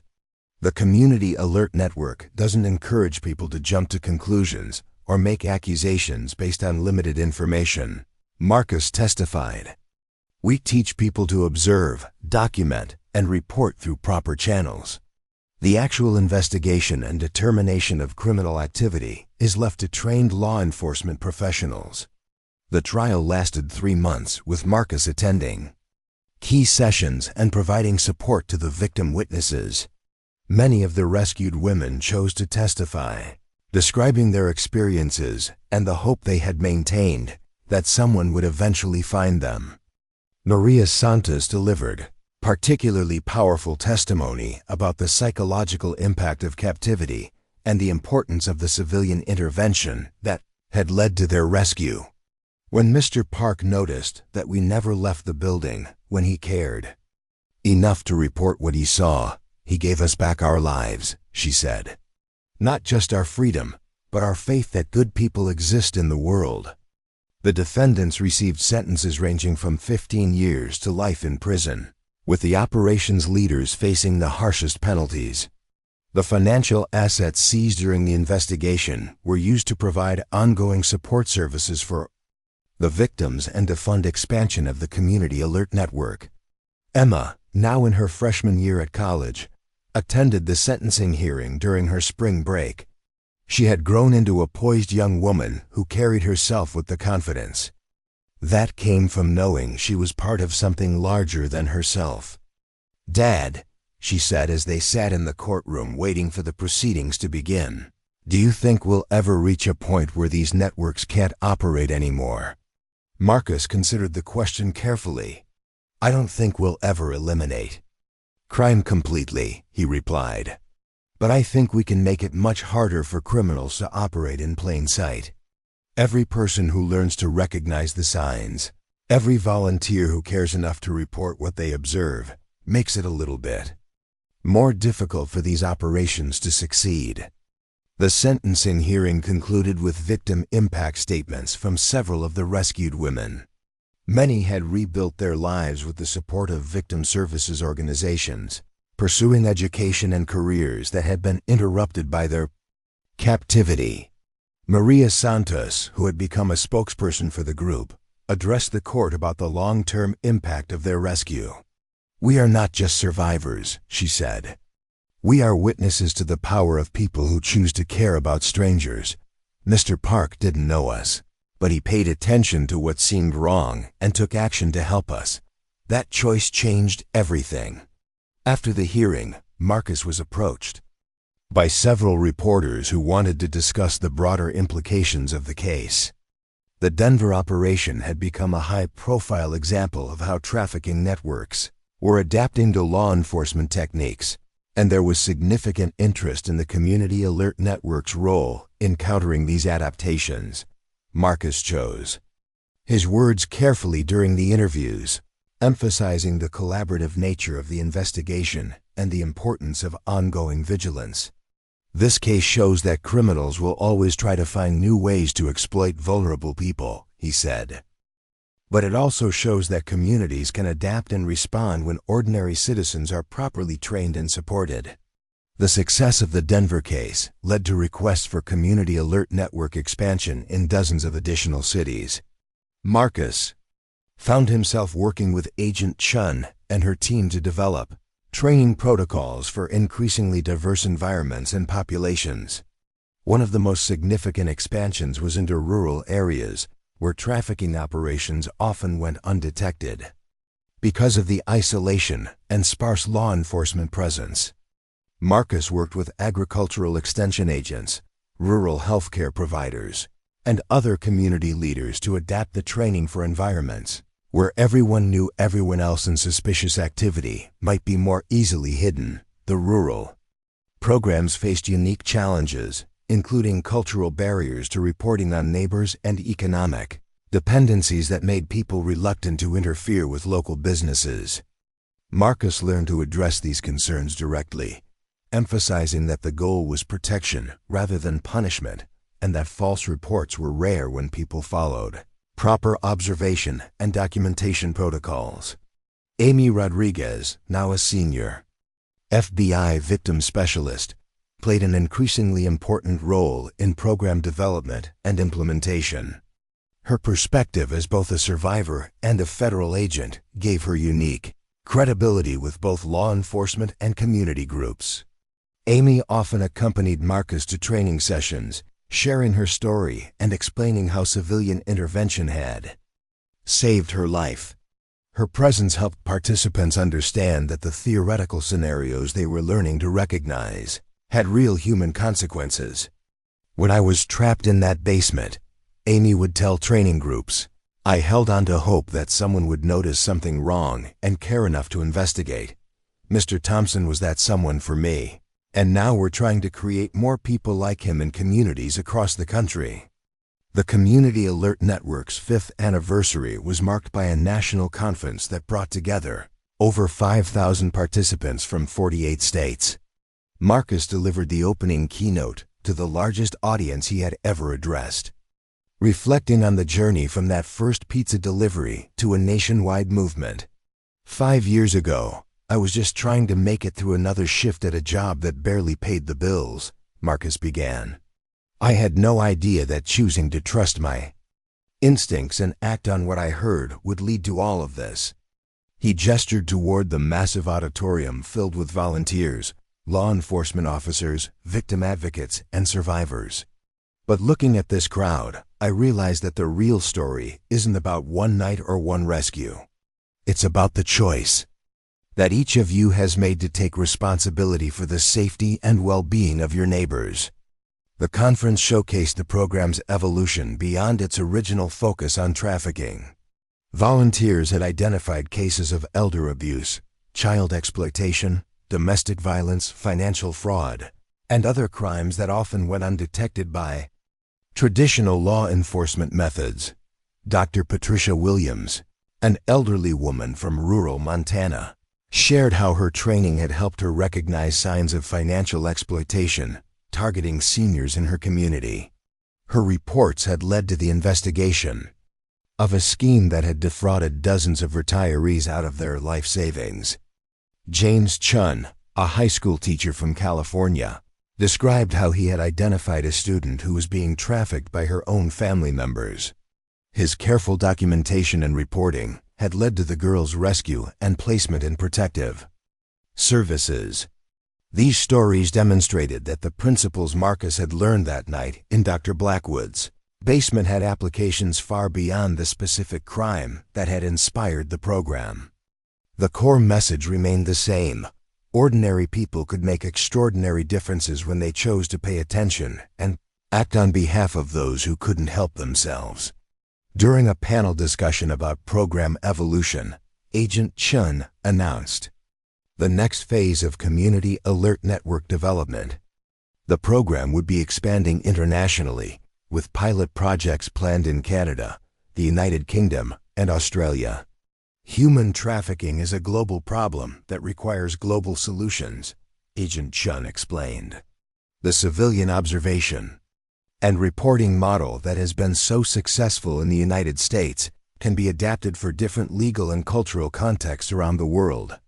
Marcus would play a key role in the international expansion, working with law enforcement agencies in other countries to develop culturally appropriate training protocols and reporting systems. The work would require extensive travel and long deployments away from home, but Emma supported the opportunity enthusiastically. "Dad, you've already proven that this model works in America," she said during a family dinner discussion about the international program. "Now you have a chance to help people all over the world learn how to protect each other. How could you not do that?" Emma was now studying psychology and criminal justice, following a path that had been influenced by her father's work, but was distinctly her own. She planned to pursue graduate studies in trauma counseling, with a focus on helping children who had been affected by crime, either as direct victims or as family members of victims. As Marcus prepared for his first international deployment to Toronto, he reflected on the unlikely journey that had brought him to this point. The pizza delivery driver, who had once worried about making rent and keeping his daughter fed, was now consulting with foreign governments about crime prevention strategies, but the fundamental motivation remained unchanged. Marcus still thought about Amy, Jessica, and Megan calling for help from that basement, and about all the other victims who were waiting for someone to notice their plight and care enough to act. Every new volunteer trained, every suspicious activity reported, every victim rescued represented progress toward a world where fewer people suffered in silence. The work would never be finished, and new forms of exploitation would continue to emerge as criminals adapted to changing technologies and social conditions. But Marcus faced the future with confidence, knowing that he was part of a growing community of people who had chosen to watch out for each other. The true measure of success wasn't in the awards or recognition or policy changes, though all of those mattered. The real success was in the quiet moments when someone noticed something wrong and chose to investigate rather than ignore it. It was in the courage of ordinary people who decided that other people's suffering was their business. 2. As Marcus boarded the plane for Toronto, carrying training materials and case studies that would help launch the Community Alert Network's international expansion, he thought about that rainy night when he had first heard voices calling for help. He couldn't have imagined then where that choice would lead, but he was grateful for every step of the journey that had brought him to this moment of possibility and purpose. 10 years had transformed Marcus Thompson from a struggling pizza delivery driver into one of the most recognized voices in civilian crime prevention. Standing before the United Nations General Assembly in New York, he felt the weight of every moment that had led him to this podium. The blue and gold UN emblem behind him seemed to shimmer as delegates from 193 countries listened to his address about community-based intervention strategies. "Distinguished delegates," Marcus began, his voice carrying the confidence that came from years of speaking to audiences around the world. "The story I'm about to share began with a simple pizza delivery on a rainy night.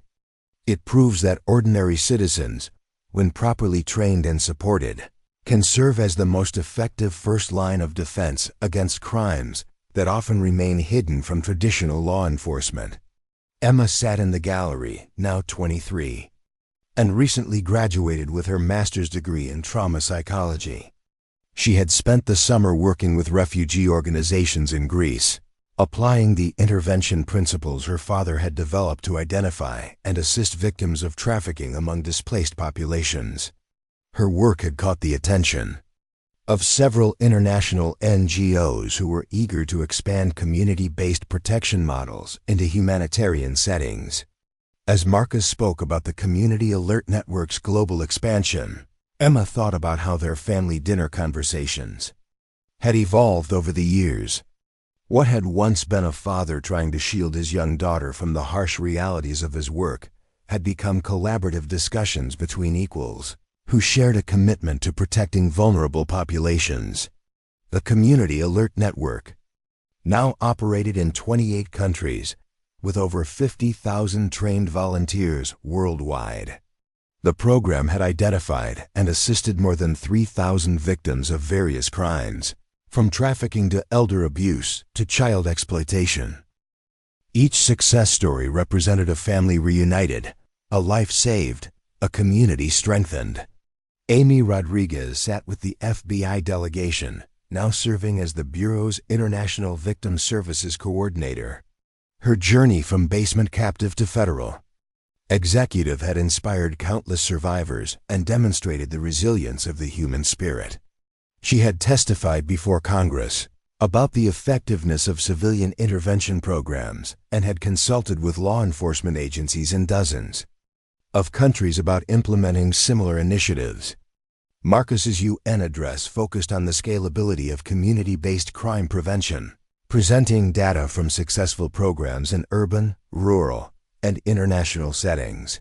He emphasized that the model worked not because it relied on sophisticated technology or extensive training, but because it tapped into the fundamental human capacity for empathy and protective action. The effectiveness of civilian intervention isn't limited by geography, culture, or economic status, Marcus explained to the assembly. What matters is the willingness of ordinary people to pay attention to their surroundings and take responsibility for the welfare of their neighbors. The presentation included case studies from every continent, demonstrating how local volunteers had adapted the basic principles to their specific environments and challenges. A taxi driver in Bangkok who noticed unusual passenger behavior and alerted authorities to a trafficking operation. A shopkeeper in rural Kenya who recognized signs of child labor exploitation in her community. a retired teacher in small-town Canada who identified financial fraud targeting elderly residents.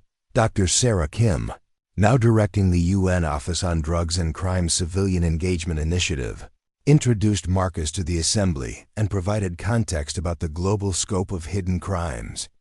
Her research had documented how traditional law enforcement methods struggled to detect crimes that relied on social isolation and psychological manipulation rather than obvious violence. Mr. Thompson's work has shown us that the solution to hidden crime isn't just better policing, Dr. Kim explained. It's creating communities where people care enough about each other to notice when something seems wrong and brave enough to act on those observations.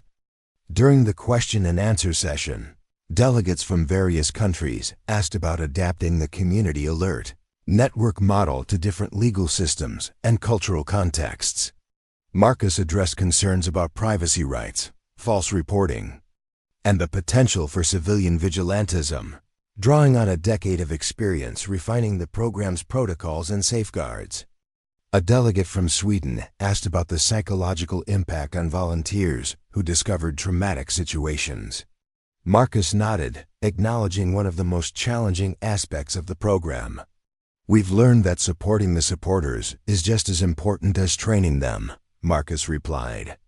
Every Community Alert Network chapter includes mental health resources for volunteers, and we've developed specific protocols for helping civilians process what they observe and the interventions they make.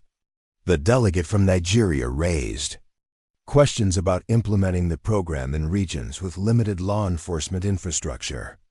Marcus explained how the model had been successfully adapted in areas where traditional police response was unreliable, with volunteer networks coordinating directly with NGOs and international organizations.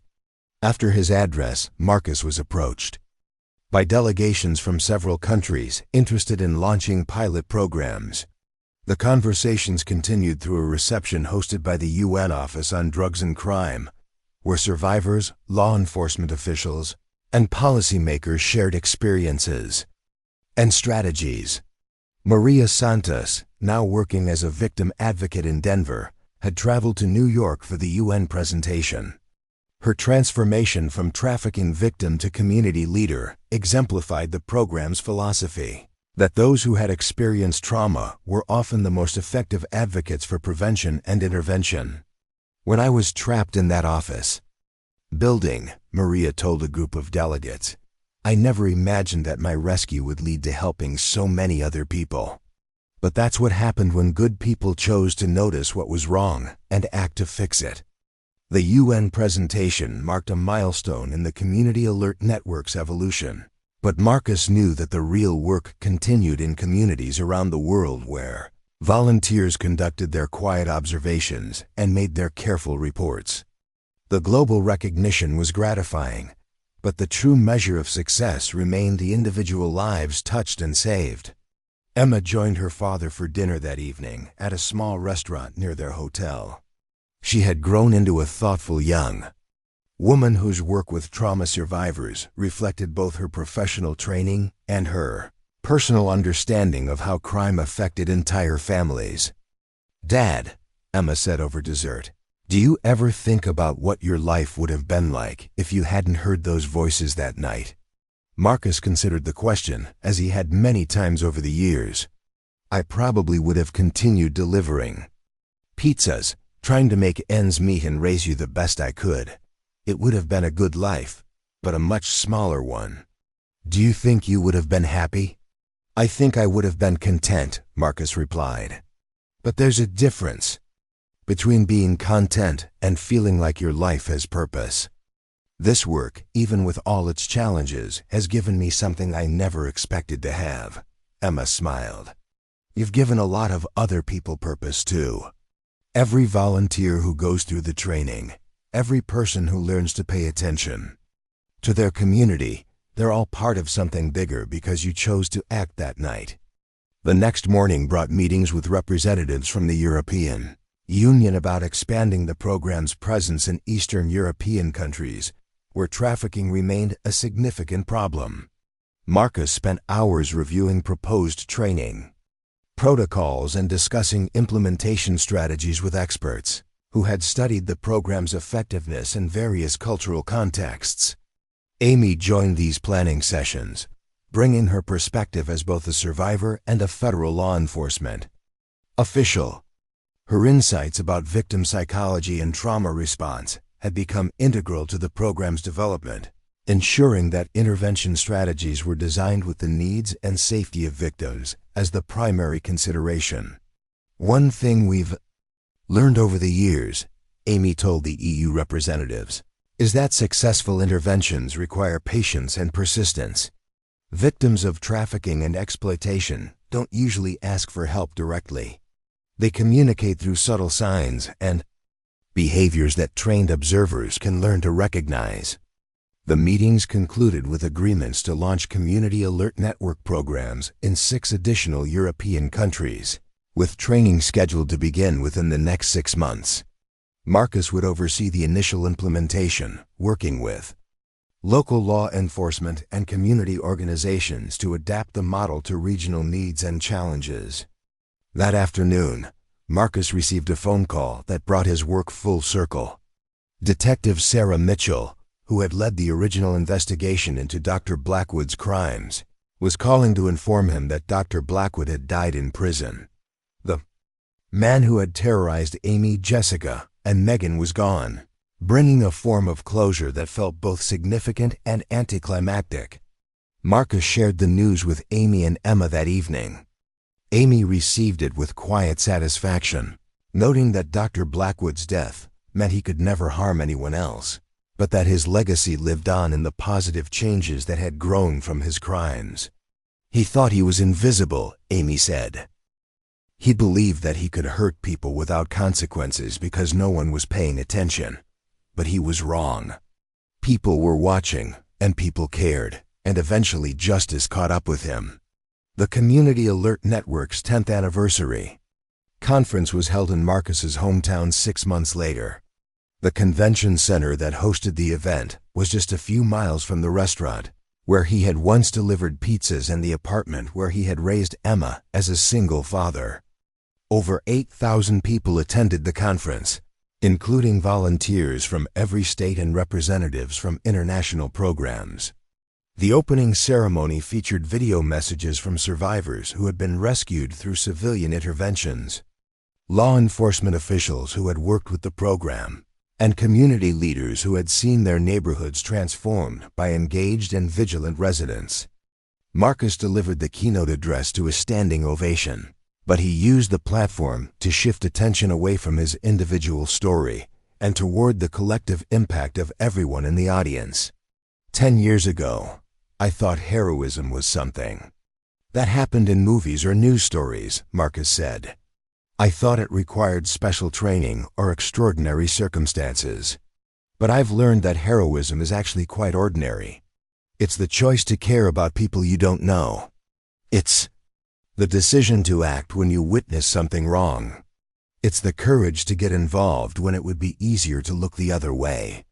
The conference featured workshops on emerging crime trends, new technology tools for observation and reporting, and strategies for expanding volunteer networks into underserved communities. Breakout sessions addressed specialized topics like identifying online exploitation, recognizing elder abuse in healthcare settings, and supporting survivors through the recovery process. Emma led a session on the psychological impact of crime on families, drawing on her professional training and personal experience to help volunteers understand how their interventions affected not just direct victims but entire support networks. Her presentation was well received, establishing her as a rising voice in the victim advocacy community. During the closing ceremony, Marcus was presented with the International Association of Chiefs of Police Civilian Service Award, recognizing his contributions to community-based crime prevention. But the moment that moved him most was when Amy, Jessica, and Megan joined him on stage to address the audience about the ongoing impact of civilian intervention. Mr. Townsend saved our lives, Megan said, speaking for the group, but what he really did was prove that ordinary people have extraordinary power to protect each other. Every person in this audience carries that same power. The question is whether you'll choose to use it. After the conference, Marcus returned to his regular routine of training sessions, consultations, and program development. But there was a sense of completion in the work now, a recognition that the Community Alert Network had evolved beyond his individual leadership into a self-sustaining movement. Emma had accepted a position with an international humanitarian organization where she would apply community-based intervention principles to refugee and displacement situations. Her work would take her around the world, but she approached it with the same commitment to protecting vulnerable populations that had driven her father's career. Amy continued advancing through the FBI's leadership ranks, with many predicting that she would eventually direct the Bureau's entire Victim Services Division. Her unique background as both survivor and agent had made her an invaluable voice in policy discussions about law enforcement's role in supporting civilian intervention programs. Marcus found himself transitioning from active program leadership to an advisory role, mentoring the next generation of community advocates while maintaining his speaking and training schedule. The change felt natural and appropriate, reflecting his belief that successful movements eventually outgrow their founders. On a quiet evening in late fall, Marcus sat in his study reviewing reports from Community Alert Network chapters around the world.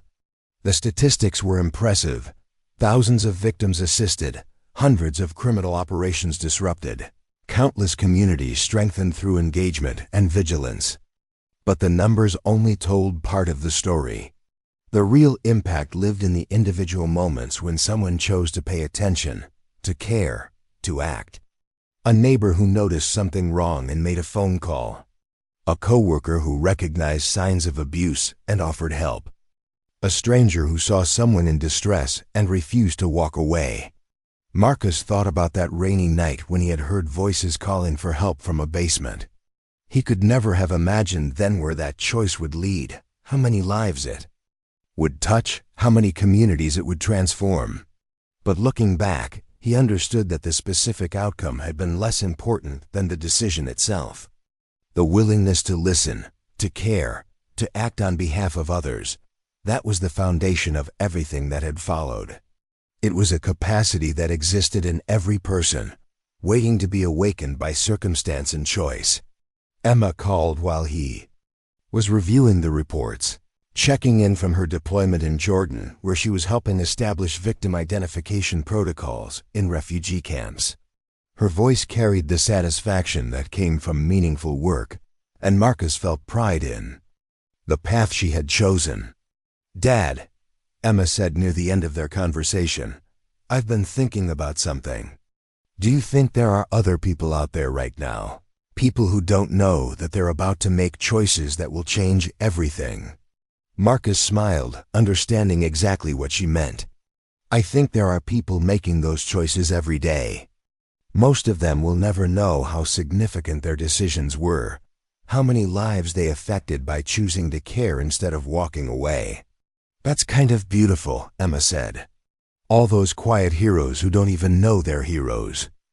After they hung up, Marcus returned to his reports, but his mind wandered to the countless volunteers around the world who were conducting their observations, making their reports, and intervening in situations that would otherwise remain hidden.